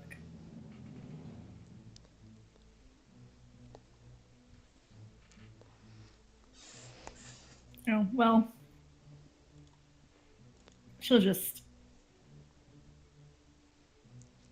she like she steps over the goop Mm-hmm. with a vaguely disgusted look. She's just gonna hit Okay. it. She goes back and she just hit it. That hits. Oh, I actually have +6 to hit. Whatever. Alright. You hammer down on it and squish the remaining bits of the ooze with a wet noise. Very dramatic. And that's that. You have defeated all of the oozes. You guys look around the room and feel pretty confident that you're not going to get jumped anymore. Right, well, let's go through the door. A moment, please. Yeah, you were right. She's got a couple of burns here and there. Her skin's going from bronze to blue in a couple of places. Yeah, Navori kind of instinctively just goes over to her and makes to start trying to heal her, unless she protests. She does. She's like, I will put some bandages on it. I'll be fine. No, Save- you really won't be fine. Besides, what if there's Save something your worse magic. behind the door? Exactly. We may need your magic. Alright. Sure. And Cass is gonna take a short rest, spend some hit points, and put some bandages on. All right. This Well, will if count. Cass is going to take a short rest, I am too. Yeah, you guys all get to take your Everyone short might as rests. Are we really going to take a short rest? There could be someone dying on the other side of the A short door. rest? I mean, mate. It's about 15 minutes. So yeah, you don't hear anybody, but it's 15 to 20 minutes. When Oh, I thought it was like a 5-minute break. No, short rest is like 15 to 20. Well, in that case, Saying, we may be working on a time limit here. Oh no, it's actually at least 1 hour. I like it more Oh, of like God. 15 to 30 minutes, so we're gonna call it 15 to 30 minutes. That still seems a little lengthy. Yeah. Just devil's advocate here, you know. Yep. No. We are kind of on a rescue mission. yeah. Well, Sybil says, yeah, she should save her spells, but also you're kind of a... Cass, like, she puts her warhammer into the sling on her back, and she rubs her hands together. And there's kind of this, like, weird grayish, like, not really a light, but like a lack of light, but not. Anyway, it's weird, and like you just watch as this not light gets a little more intense, and her wounds pretty much heal up. oh, you can do that too. Sybil. I mean, that makes Yeah. sense, doesn't it? Sybil narrows her eyes dubiously, and her lips kind of purse, but she doesn't say shit right now, and she's gonna go towards the door and be like, come on, let's get this over with. I kind of fucking hate this. So she used her lay on hands spool. She's restored. Yeah, that's 15 what I figured. points. Okay. Maria's gonna kind of nod apologetically to Cass on her way by. Cass just nods acceptingly, like, good shot. Her understanding is silent. Yeah. Yeah, Navari goes up to the door too to see if it's all oozy. Is it oozy? Okay. Is the door Um, oozy? Well, we're gonna pick up there next week because it's almost Fucking 1 in the right. morning. Oh my Fair. god. Yeah. Yeah, it's pretty late. Yeah, it's pretty late. We were assholes drawing on the map too much. Yeah, I mean, it's fine. But yeah, we'll pick up there next week. The door is oozy, though. Oh No. shit! Yeah. Foreboding Either way. ooze door. Either way, Cass is gonna be like Aragorn in the Two Towers. Oh my god. Yes. Alright, we'll be back next week, Internet. Farewell. Bye. Bye. Bye.